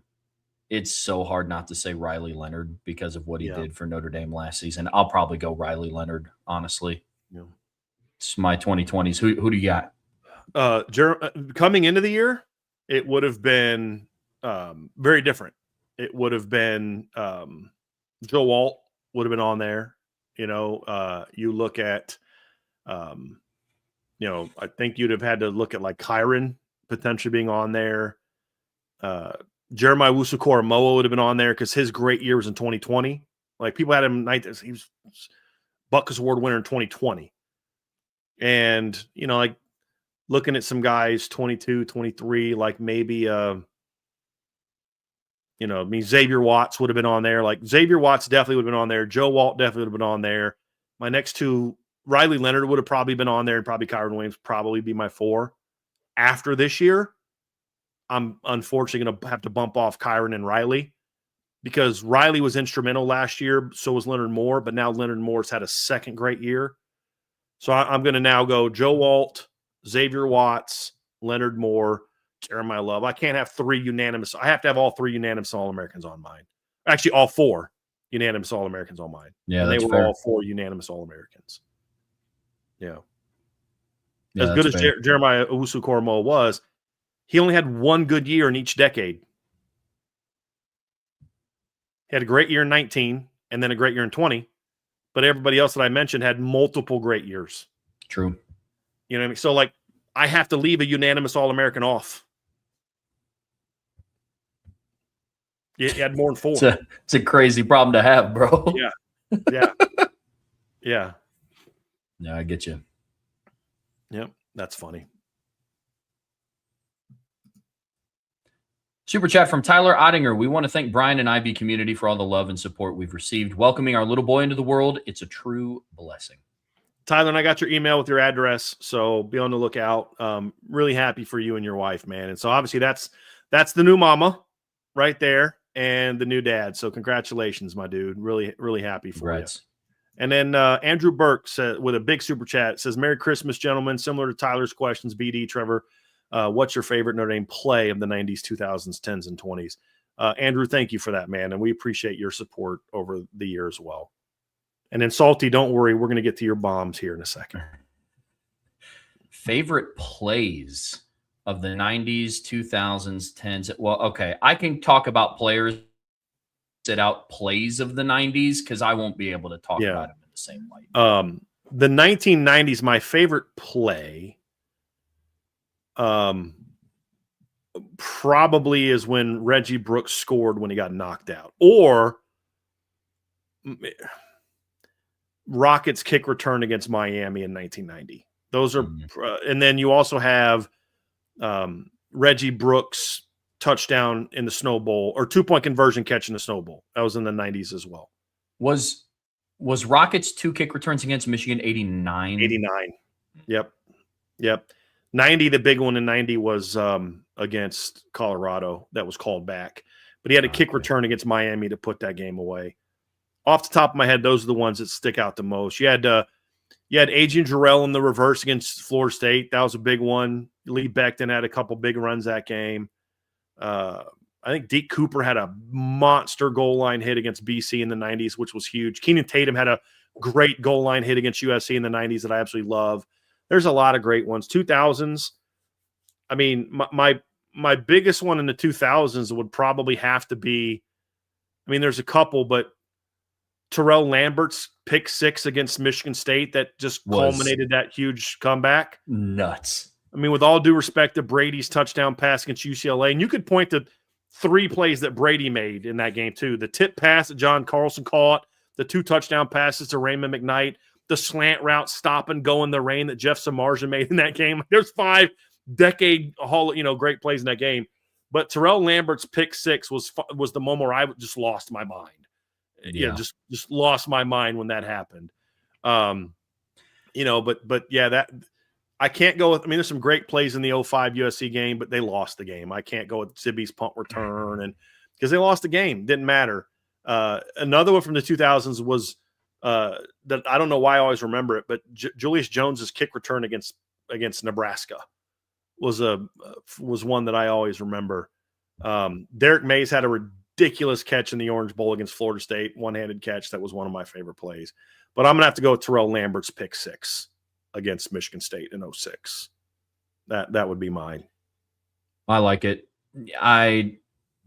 It's so hard not for me to go with Zibby's punt return against USC. I know they lost the game, man, but that was the play that great punt return, dude. He became my favorite player. Like I for Christmas that year, I got the kind of forest green and gold number 9 jersey, and I gave myself, yes, you heard that correctly, gave myself a mohawk because he rocked the mohawk. Because I was like, well, I mean, Zibby has it. And so I still got to get a picture of that. I'll find it. It's so hard for me not to go with Tom Zibikowski. So that's probably the biggest play that I remember. Outside of that, the UCLA 06 game winner was that. So yeah, those are the 2 biggest that stick out in my mind, but I'll probably go Zibby's punt return against USC. 2010s. I mean, there's a couple. Will Fuller's touchdown catch against Temple was one. His touchdown catch against USC against Adoree Jackson is one. Manti's pick against Oklahoma. Theo's kind of game-clinching run against them. Robert Hughes running over Chris Gallipo in 2010 is a pretty big one. Harrison Smith picking that game, which iced the game. First USC win, and I mean Notre Dame win over USC in a decade. You remember back then when Notre Dame was always like talking about they wanted to get out of the rivalry because they were oh no, that actually didn't happen. Sorry. But those are some ones that I remember from that one. Tyler Ottinger, Deshaun Kaiser's touchdown pass to Will Fuller against Virginia in 2015 was a huge one. Yeah. Will Fuller had a lot of those. In the 2010s, Manti had some huge moments that game or that year, just some major moments. But his pick against Oklahoma was huge. Stephon Tuitt's fumble return for a touchdown in 2012 against Navy. I don't know why I remember that one so much. That was a big one. I'm trying to think of some more. 2018.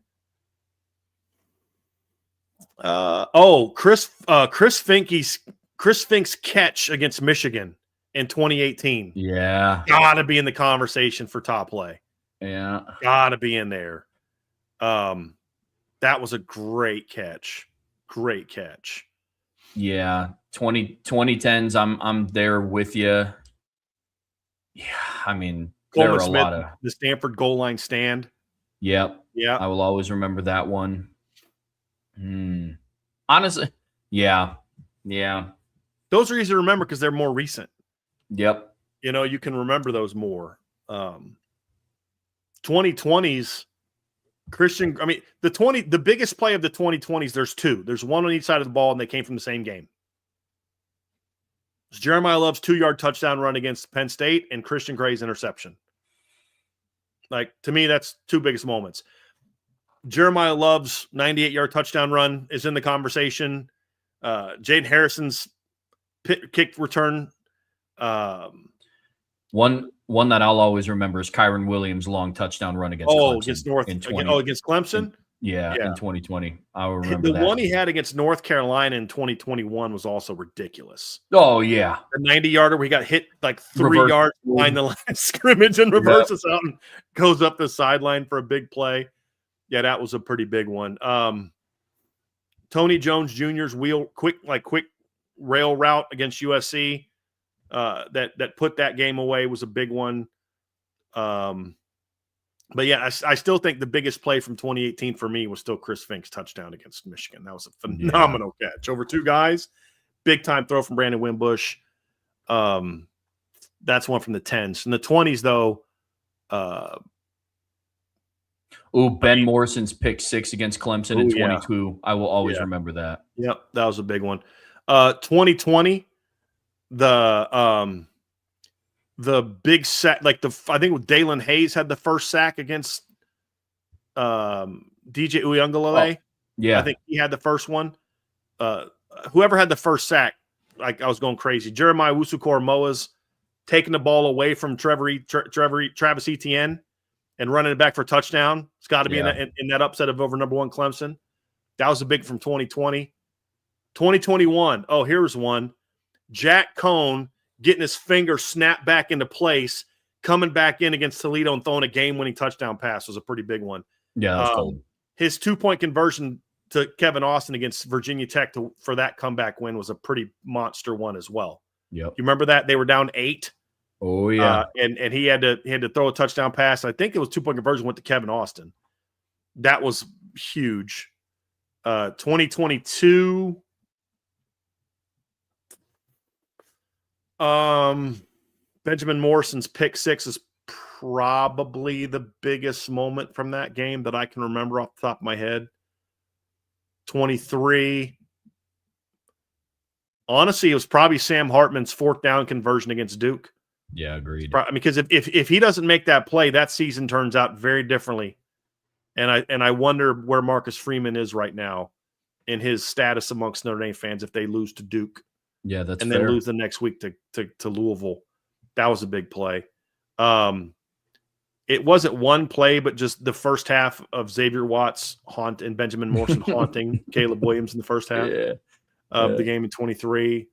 Biggest play of 24. Like I said, it's pick a play, big play in the playoffs. Honestly, yeah. I mean the long run against Indiana. There's 2 plays against Georgia. Junior Chamaka's fumble, Riley Leonard hitting Bo Collins on the next play, and Jaden Harrison's kick return were all big ones. And then, of course, you have the 2-yard touchdown run against Penn State. You have Jaden Greathouse's wide open touchdown where he just smoked the guy off. The guy fell down. With the the YMCA whatever gym head fake bull crap. and then Christian Grace picked. Because when he picked that pass, I was like, they're going to win. Like, I didn't know how. They weren't in field goal range. I was like, they're going to win. The roller coaster of emotions that I was going through in my living room for that Penn State game was just – I thought I was going to have a heart attack, legitimately. Yeah. Oh. Yep. Their season's over to they're going to dominate to their season's over again to I have no clue what's going to happen. Oh, shoot, overtime's about to happen. Holy crap, they might win this thing to holy crap, Mitch Jeter's back. You know what I mean? Like the roller coaster of emotions in that game was absolutely wild because they were on the verge of getting blown out in the first half. Yeah. And then they were on the verge of blowing Penn State out in the second half. No doubt. Coleman Smith said the same, and we're both too young to die. Yes. Yeah, bro, I hear you. Yep. Woo. Yep. Matt, 2011 GT, appreciate that. Merry Christmas to you as well, my friend. Absolutely correct. Appreciate you on that. Very, very, very much. All right. From Salty, so that way he doesn't get mad that we don't read all of his questions. What are the top 3 positions at which Notre Dame needs to improve? Offensive line. Yeah. Quarterback. Like CJ was very good for a redshirt freshman. He was special. He was very good for overall, but I think I want to see him be elite. And then wide receiver. Like, honestly, no defensive positions because the only thing on defense is just keep doing what you did in the last 7 games. 100%. Slight improvements. I need those 3 positions to be some level of, and it's O-line, wide receivers, quarterback in that order. Because I don't count kicker. That's a different one. Same boat. Absolutely same boat. Another one from Salty. Which Notre Dame position room is in most need of an upgrade in development? Oh. O-line. Yep. Wide receiver. Kickers. Yep. I don't view CJ Carr needing to get better as a problem with development. As far as like there being questions about Gino Guidugli's development, it's more so the standard is just different for a year 2 guy compared to a year 1 guy. That's it. Yep. If CJ Carr was a second team freshman All-American, he had to set a new Notre Dame record in quarterback rating. It's just that for Notre Dame to win a championship, I need him to take his game to an even greater level because they won't have Jeremiah Love next year and Jadarian Price. Yep. But it's not a question of development. It's an experience thing. I have questions about those 3 positions on the other side of the ball. Or I mean, on from a development standpoint. Well, in this question too, it's also a little different because it's worded this way. It's the development needs an upgrade, not just needs development. Mm-hmm. Like the defensive tackle room, like needs developed, like with some of the younger guys, but it doesn't need an upgrade in development because of what Al Washington has done the last couple of years. I get you completely. From Mark Couch, what's your favorite Christmas memory from your childhood? Well, one thing is I just always remember being around my family and just always remember just the Christmas Eve being at my grandma's house with all my cousins, and then Christmas Day just being with my family. As far as like those are all wonderful, but like from a present standpoint, I remember waking up one morning and Santa had brought me Castle Grayskull. Like that was pretty awesome. So for the kids at home, look it up. It was pretty awesome. You know, make sure it was on my Christmas list of Santa. I remember the year I got Optimus Prime. That was pretty awesome. I was a big Transformers kid. And in one year, we thought we'd opened all of our presents. It was another great Christmas. Santa had hooked us up. And my dad was like, hey, I think there's something else outside. And so I went outside and I had a new bike. I was very excited about that. I still remember it's like fluorescent green and black, like the light, like the sweet fluorescent green. It was pretty awesome. I was very happy about that. It was an awesome bike. So shout out to Santa for those wonderful memories. Appreciate you. Shout out to the big man up north. Yeah, absolutely. Yep. My overarching memory, especially now that I'm a little bit older, is just kind of like what Brian said, the quality time with the family. I mean, our Christmas schedule was the same every year. We weren't allowed to wake up our parents until 7 a.m. And I was the kid that would wake up at 5 a.m. and just sit in front of the tree and stare at all the presents until 7 a.m. hit, and I was allowed to go wake up my parents.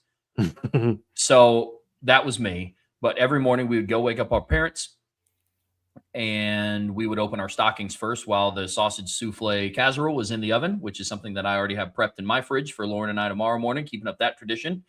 Then we get to open all the big gifts. But there was 1 year is when Revenge of the Sith came out for Star Wars, and I was like just die, like just absolutely everything I did in life was about Star Wars. And I came out, and what my parents would do is the Santa gifts were in different wrapping paper than the gifts that they got us. Our mom and dad, gotcha. Yeah. And it was all Star Wars themed wrapping paper. And I think I'm always just going to remember that. Now, mind you, I sat and stared at it for 2.5 hours until I was allowed to wake them up.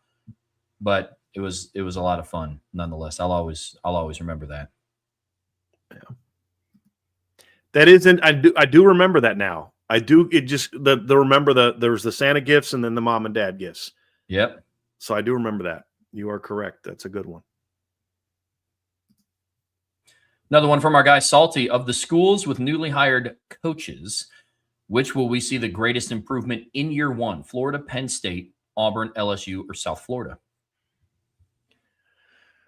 It's a good question. I mean, it's kind of hard to answer that question, Salty, without knowing who everyone's going to get in the portal. Off the top of my head of what I know about who I think is going to be at teams, I'd probably go LSU or Auburn, but I just need to see what Florida does in the portal.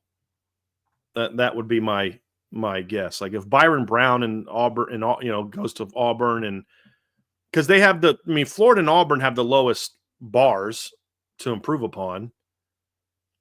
If Auburn has a 4-game improvement, they win 9 games. If LSU has a 5-game improvement, they win 11, and they're in the or a 4-game improvement, they're 11-1, and they're in the playoffs. You know what I mean? So there's a higher bar or a lower bar for Auburn compared to LSU. But those are two that because I still think LSU's roster this year was better than people, than the results were by a mile. It's just they had a failed coach who didn't know how to instill toughness in a football team. And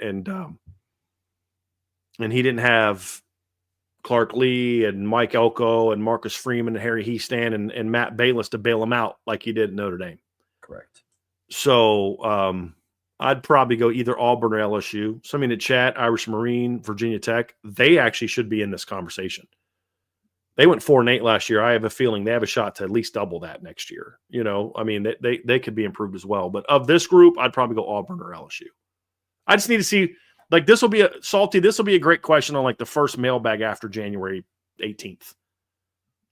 Or was it the 16th, excuse me, when the portal closes? Because then I'll know who they got. Agreed. Super chat from Sean O'Hara. Merry Christmas. Thanks for another great year, IB. Appreciate you, Sean. Absolutely, Sean. I really do appreciate you guys. All you guys giving those big super chats. It really means a lot to us. We really appreciate the support. Absolutely. This is a good one. We discussed this the other day from James Delaney. What does reclassification mean for Noah Grubbs? We talked about that. Was it the mailbag day or the buy so hold day? It was the mailbag day, wasn't it? Yes. I don't know that this necessarily affects Noah Grubbs a whole lot. I think it affects Teddy Gerard more than it affects Noah Grubbs. What I believe this move was about is Notre Dame is of the impression there's a good chance that CJ Carr's got one more year left. He's going to go to the NFL. I mean, you have to prepare for that being a possibility. If he doesn't, that's okay. But if he does, you want to have the players that you think are going to be the next in line, all in the best position possible to put their best foot forward in that quarterback battle. It was going to be very difficult for Teddy Gerard to have a legitimate shot to win the job if he was not showing up till that spring. So I think what this was really more about was getting all three of them at least a full year in the system and then let them battle it out. As I pointed out the other day, it was made very clear to me, not by Notre Dame coaches who need to spin things to make them look good. I'm not saying they would do that. I'm saying I didn't talk to them because I was going to get the truth from the family of Teddy Gerard and the family of Noah Grubbs. And I talked to, I'll just say it, parents of both kids. And the story that they both told me about the message from Notre Dame was 100%, 95% the same. The 5% that was different was more relative to Well, Noah's situation's different than Teddy's, so the answer is going to necessarily be different because they don't need to talk to Noah about things he needs to do to enroll early. So I mean, it's like it's reclassified. It's different. The things that pertain to both of them, because I had the conversations on the same exact day, they were the same. No one was promised anything. It was all about competition. It was all about explaining to them why they wanted all of them in, because they want them all to be prepared, have a year under their belt at least. And it's not just Noah Grubbs and Teddy Gerard. It also includes Blake Hebert, as long as he stays over the next year. So that's what I was told. And the fact that Teddy's family told me the same exact story that Noah's family told me on the same day, that Noah had known about this, the family had been made aware of this well in advance. Teddy's family knew that Noah knew. Teddy and Noah had they're not like talking every day, but like they got along well. When Teddy did his on-campus workout, as Notre Dame was looking to find a quarterback, Noah was on campus. Noah came and hung out with Teddy, sold Notre Dame, and caught for Teddy during the workout, caught passes for him. It was during the camp. And both welcomed the competition against each other and both want to compete. And both were told this is a move to get all of our quarterbacks that we have faith in on campus as long as possible to make sure that they're all prepared to battle for the job. Teddy Gerard, from what I was told, I know someone else who's very close with the Gerard family that would probably get a more honest answer than I would because I don't know them as well, that they told him the exact same thing. That all that he got was a chance to compete. That's all he was promised. And it was explained to them why it would benefit him to be enrolled early, just like they explained it to Noah Grubbs why it would be a benefit to enroll mid-semester of his senior year. And that is to be able to be in the best position possible to compete for that job. So that's what I think it means. Now, if Noah outplays Teddy, then Noah will start over Teddy. If Blake Hebert outperforms Noah and Teddy, then Blake Hebert will be the starter. If Teddy outperforms Noah and Blake, then Teddy will be the starter. But that's really what it came down to. They wanted their 3 recruited quarterbacks that this staff recruited all to be in their best position possible to compete for that job when CJ Carr's career is over. And if they weren't, then it would increase the odds that they'd have to go to the portal. And they didn't want to do that. So that's it. Another super chat from my guy, CW Pura. We appreciate you. Merry Christmas and Happy New Year. Awesome job this year. Thank you very, very, very much. And you've already done a lot for my family, so I really appreciate this very, very much, my man. I really do. A few more before we get out of here. We got to that one. I'm not doing the not. Trevor's going to have a naughty or nice list coming out tomorrow. Is your naughty or nice list coming out tomorrow? Yes, it is. Okay. Y'all are going to have fun reading that thing. Trevor's going to have a naughty or nice list coming out tomorrow. I will just say there might be some officials on the naughty list. There might be an ACC coach with an Italian name that might be on that list. Trev, am I giving too much? Is that accurate? Yeah, maybe. Okay, little truth bit to that. Got a few more super chats before we get out of here too. From Irish for Life 99, appreciate you. Just wanted to say God bless and Merry Christmas to the Irish Breakdown staff and all of IB Nation. Best place on the planet to talk Notre Dame football. I appreciate you, buddy. I really do. Then another one from Tyler Evans. Appreciate you, man. Since USC was tired of getting their butts kicked against Notre Dame, who would you put on your Mount Rushmore of Notre Dame performances against USC, but it must have ended in a dub for the Irish? My life, number one, Tony Rice in 1988 was just ripped USC apart. He's got to be on there.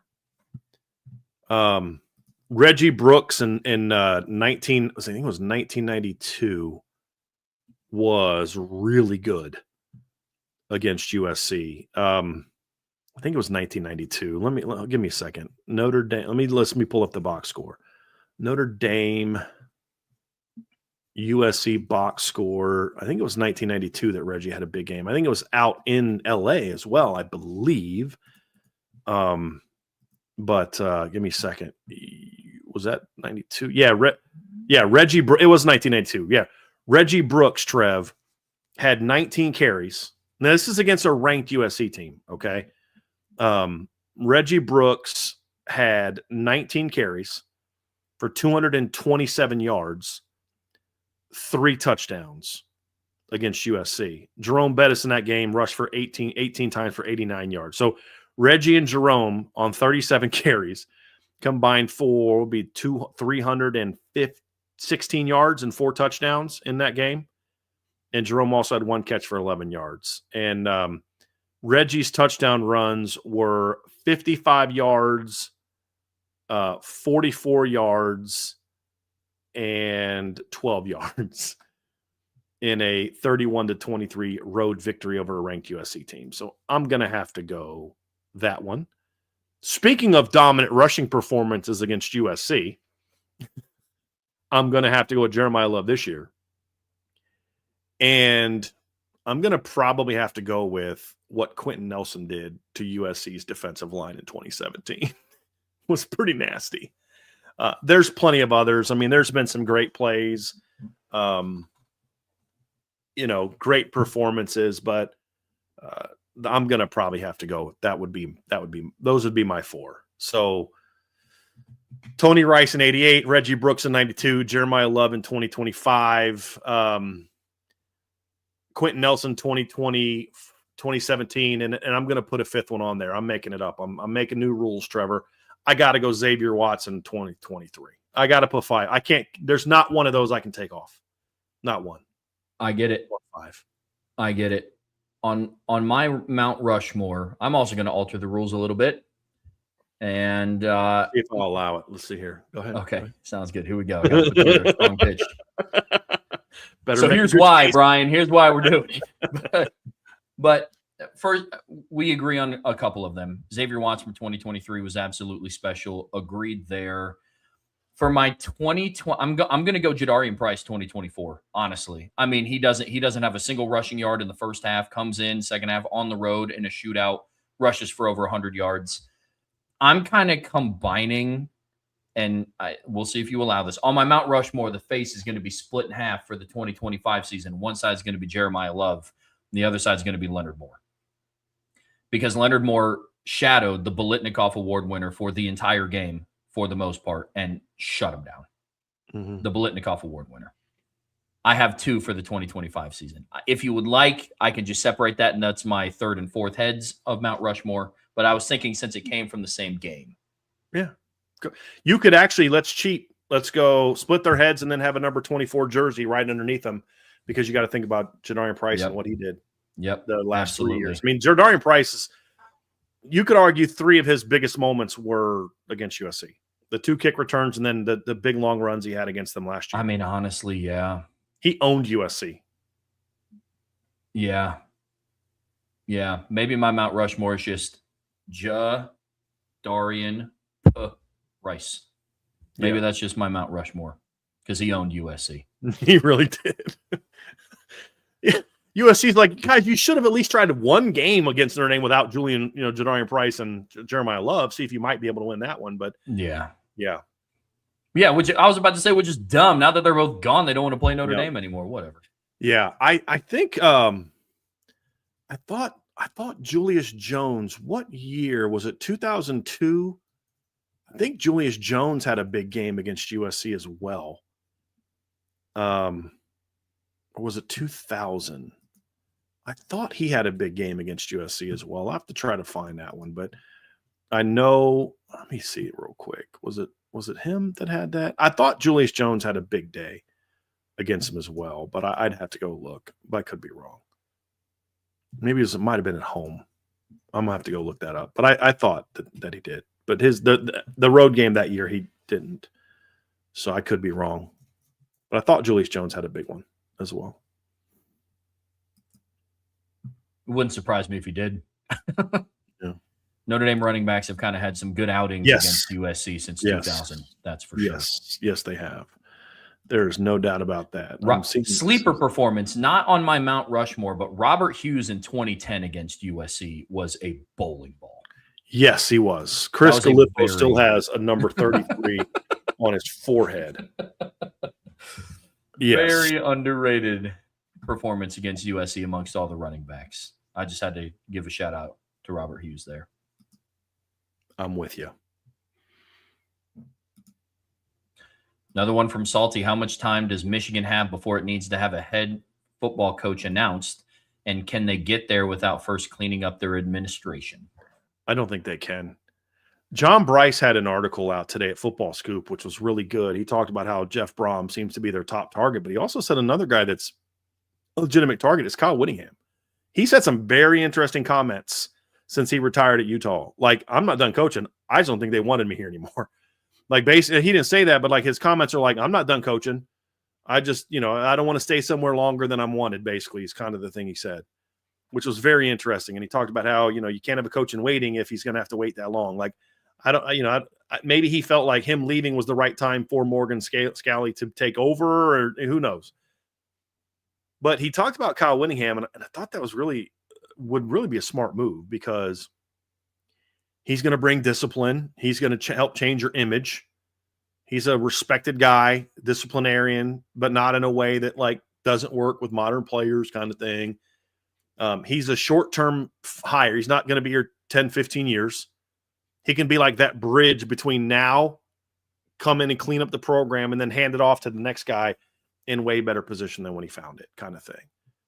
I think it might actually make a lot of sense. I do too. I mean, we talked when all this news broke that Michigan needs to go hire a veteran coach that can navigate them through some of these murky waters, even if they don't have experience handling I guess you could call it a scandal quite this big. But I mean, that'd be the smart move. Get him in for 3 to 4 years. One of the people that he hires on his staff is the eventual coach that takes over. He grooms him for a couple of years and then he takes over. That'd be the best path. I mean, it's going to start with Salty Michigan's acceptance of the fact that they're just not going to compete for a playoff spot in a year.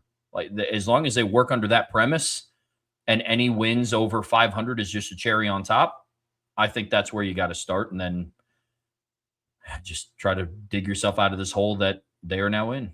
I mean, because like the reality is you're going to get turned down. If Brom turns the job down, I think you almost have to give it to Kyle Whittingham. Agreed. Like, I mean, Biff Poggi can say all he wants about the culture of you were there.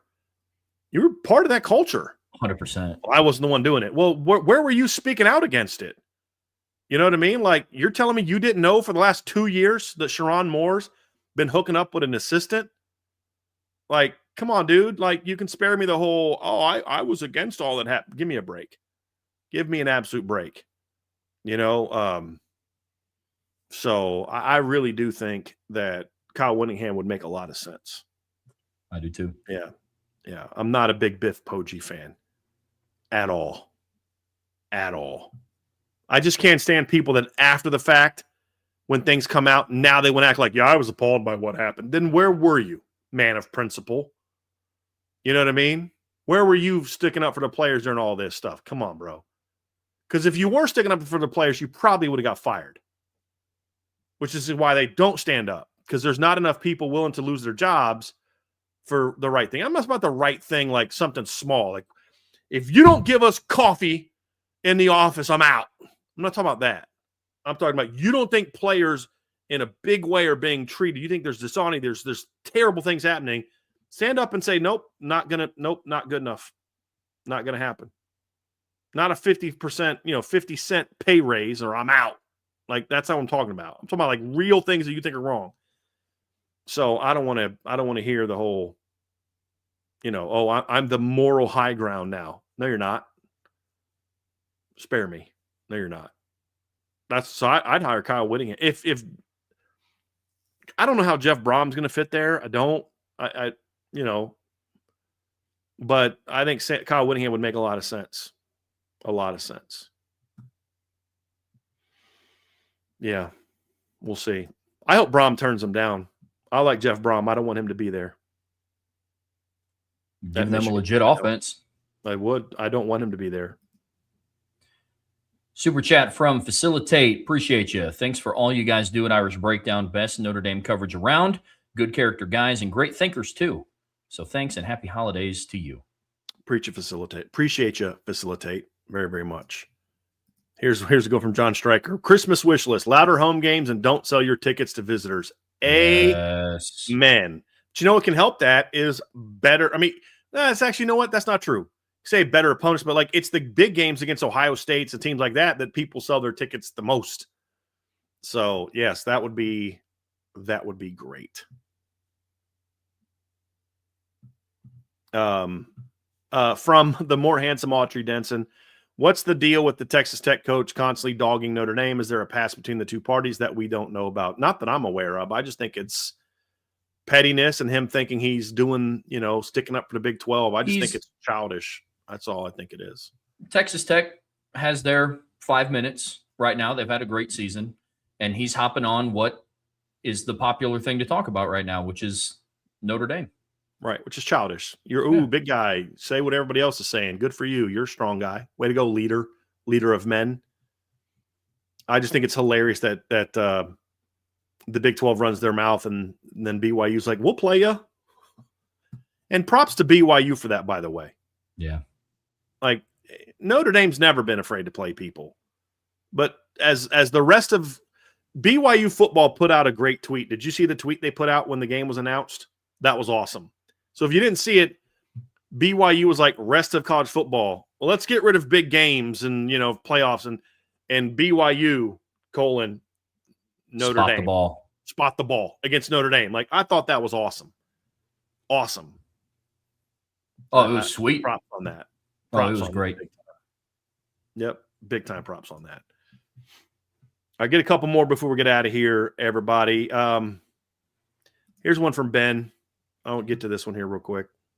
BD, do you think part of Freeman's frustrations and burnout could be from his decision of hiring Ash being the reason they got left out? I think you're right with losing the Natty, quarterback competition, etc. I don't know that Marcus Freeman thinks that Chris Ash was the wrong hire. Nor do I think that Marcus Freeman thinks that Chris Ash is the reason he got left out. I don't think that he believes that. Because if he did, Chris Ash wouldn't be the defensive coordinator of Notre Dame next year. But I don't think he thinks that at all. I think it really comes down to the nonstop cycle. I mean, look, there's a lot of disadvantages to being an NFL coach, but one of the advantages is you get a lot more time in the offseason. And he has 5 young kids that are going to be in the home for several years. And right now in college football, it's a year-round job. And it's a you're gone a lot job. Speaking of this thing, that thing, the other thing. So I understand that. I think the corruption of the way of the system now, where you've got to re-recruit your entire team you have to do that in the NFL. Because, hey, you got a 5-year contract, so you're in year 2. You're good. I mean, the only thing you can do is, hold out, but like you're not going anywhere. You know what I mean? I just think that the college game is chasing out a lot of good coaches. My problem is I don't think Marcus Freeman's a great fit in the NFL. Well, by great fit, it's not that I don't know if he can win or not. I don't watch the NFL. But what I do know is the locker room in the NFL is a whole lot different than a locker room in college football. And someone like Marcus Freeman will always do his best work in college because of what I have believed to be a desire to develop young men. And if he's lost that and he doesn't want to do that anymore, then okay, go to the NFL. But if that's still your passion, then you're not going to do that in the NFL. Like you're going to do that in college football. Your starting quarterback makes 5 times what you make. Andy Reid makes $20 million a year. That's not even half of what a starting quarterback makes. So, and in college football, I mean, the AD at Notre Dame basically said, we'll do whatever we got to do to keep you for however long you want to be here. Go start 1-7 in the NFL and see how long you're at that job. So that's a good point. There's a lot of that. I think he was built to be a college football coach, and I hope that he doesn't run off for whatever reason. I have some other thoughts as to why I think he's looking at the NFL. I think Marcus Freeman is someone who very much cares about image. That's not necessarily a bad thing. I think he's had a lot of "you're the man" thrown at you the last year, and I think he's likes that. And you got the NFL teams, like anyone that's involved in football. The pinnacle of success in your profession is not Notre Dame or Ohio State. It's the National Football League. At some point in time in your life, when you're a player like him, because the difference between Marcus Freeman and Ryan Day and Kirby Smart, I mean, Kirby played at Georgia, but Kirby wasn't a Champ Bailey type recruit coming out. Dan Lanning was not that kind of guy. Kalen DeBoer was. Marcus Freeman was a was a Army All-American, a top 100 recruit in the modern era where, yeah, the NFL was something that you look into. He was drafted in the NFL. So I just think his mindset on the NFL is different. And to a degree, I get it. To a degree, I think it'd be a mistake to go in the NFL just because I think his greatest gifts were made perfectly for college football and the type of young men he'll coach at Notre Dame. And I would be incredibly disappointed if, for whatever reason, some good reasons, some not good reasons, he went to the NFL. I don't think he's going to do that this season. I don't. I said it last week. I don't know that he's going to leave this year. I don't know if he's going to leave next season. I just don't know that he views this as a destination job like I thought he did. That's the disappointing part. So, anyway, from Tom Spagnolo, what's more frustrating, looking back at the season, watching the first 2 games of Chris Ash's defense, or the debacle by the selection committee? Both made my head hurt a lot. Yes. That's my answer. Yes. It's one, and they're very different, Trev. One was in your control, one was not. But ultimately, if you want to know what's most frustrating, probably going back and watching those first 2 games because that's the one you had control over. Yep. Do that, and the second one's irrelevant. Yeah, that's 100% what my answer is. It's as frustrating and as sad of a day as that Sunday was when Notre Dame got left out. And they got screwed. Yeah, they got screwed. Absolutely got screwed. But it's not like they got screwed at 12-0. Right, or 11-1. Right, exactly. And especially after watching those 2 teams play in the first round of the playoffs, that even heightened how frustrated I got. They played each other, and it looked horrid. And my first takeaway from that game wasn't, look at how great these defenses were, look at how gritty of a win, blah, blah, blah. My first reaction was, how did Notre Dame lose to either of these teams? And I'll even take it a step further. How did Notre Dame not beat either of these teams by double digits? 100%. And that's what's frustrating because they lost to both. Yep. Yeah. I'm going to do a couple more that try to end with a fun one because, I'll try to end with a fun one because we're going to be going to Christmas here. So let's look at this one. From Just Your Ordinary Joe, B. Drisk, which rant this year was most gratifying to unleash? So surprisingly, most of my rants, I don't feel better afterwards because there's no resolution to them. So like the rant I did earlier today, I don't feel better having gotten that off my chest because it actually makes me sadder because you realize none of these things are going to happen. The going off on Brian Kelly after he got fired at LSU was pretty satisfying. And that's petty, and that's not in the spirit of Christmas, but that was probably the most personally satisfying. Probably for me. Yeah. The Monday show after they were left out of the selection committee was very satisfying for me because it was just Sunday. It was all shock. I was just in pure, like, what actually happened mode. Monday, I woke up mad and I had to talk to somebody about it. And Lauren had heard me talk enough about it. So I was blessed enough to be able to come onto this show and air some things out. Yeah, that was that didn't make me feel better. I needed to get stuff off my chest, but I didn't necessarily feel better. Like, I didn't feel gratified. I felt right. I felt that I had truth on my side. I felt that we had a winning argument, but I didn't feel gratified because of the way the season ended. Oh, sure. You know, the Brian Kelly one was more of a vindication. And that one, I think didn't I do one on USC this year where I kind of went off on how USC saw this summer, maybe it was this season. I remember that one feeling pretty good. Yeah. Yeah. That one felt pretty good. Yeah. And then let's end it with this one. From Salty, which of the great ones' 3 touchdowns do you like the best? The one-hander with a Buckeye pulling his right arm down is up there, but spin cycling Caleb Downs and a cornerback to score might be the best. My favorite one actually was the Penn State one. Like that meant the most. It was, I mean, the move because I was staring right at it, like watching him come off the line. And then I watched his release and then looked away. Because like I saw him put the move on because I'm like scanning. And I'm like, okay, good release there, vertical route. And then I see Riley throw it back up top and my eyes go back up to it and there's nobody there. And it was like coming right to us because the touchdown was to our side. That was probably my like best because that wasn't I mean, that ties the game, I think, at 24, didn't it? Yes. Right. I thought Jeremiah's tied it at 17, I believe. And then I think Jaden's made it 20. It did, because that was after the pass interference debacle, the ghost PI call on Jack Kaiser, and that's when they took the lead 24-17, and then Greathouse has tied it again. I'm looking at the box score now, and it was with how much time left in the game? It was with 4:38 left in the game. 54-yard touchdown pass. That's probably the one. The most impressive to me was the one against Caleb Downs. Like the one-handed catch was great, but like that was a great catch, great concentration. But the spin move against Caleb Downs and then out and then weaving his way, like that was the more actually impressive play.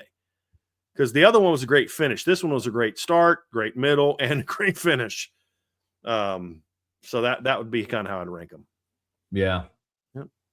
Yeah, I would too. That Penn State one, the second I saw him absolutely shake that corner out of his cleats, I was sitting on the couch and I stood straight up. And I was just praying that Riley saw him, and he did. So I agree. Yeah. Salty said, Brian, the rant against the sports writer who thought the great one was beating Penn State with rec league moves was a pure classic. I think it was Dennis Dodd. As a joke. Yep. So that's a much more fun way to end. Agreed. Appreciate Agreed. It. Well, folks, just a reminder of what our schedule is going to be. It's okay. We will be off tomorrow and Christmas Eve and on Christmas and the day after Christmas because I want to spend time with my wife and I want Trevor to spend time with his family. He's going to be traveling a lot. And then we'll be back on Monday, right? So we'll be off Wednesday, Thursday, Friday. We'll be back Monday. And then the only other day off that we have off after that is New Year's Day. So we won't do a show on New Year's Day. Other than that, we're going to be back on our normal schedule. But I want my team to be able to enjoy Christmas. We've been going very hard this year.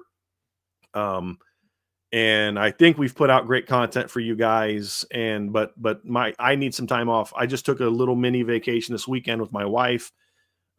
We have a lot of things we have to handle in our home and in our lives, and we just need some time off. And I just want to enjoy Christmas with my wife and celebrate what it means. And I know Trevor needs some time off to be with family. And so we know a lot of you will be with your family. So I'm going to try a couple times to make some videos on some topics that pop up and just publish them if there's like topics that pop up. But we'll be back next Monday for our next show. So it will still be 2025. So we will get to have some 2025 conversations. But want to thank you all so much for being with us this year. This has really been an amazing year for us. The growth we've seen has been awesome.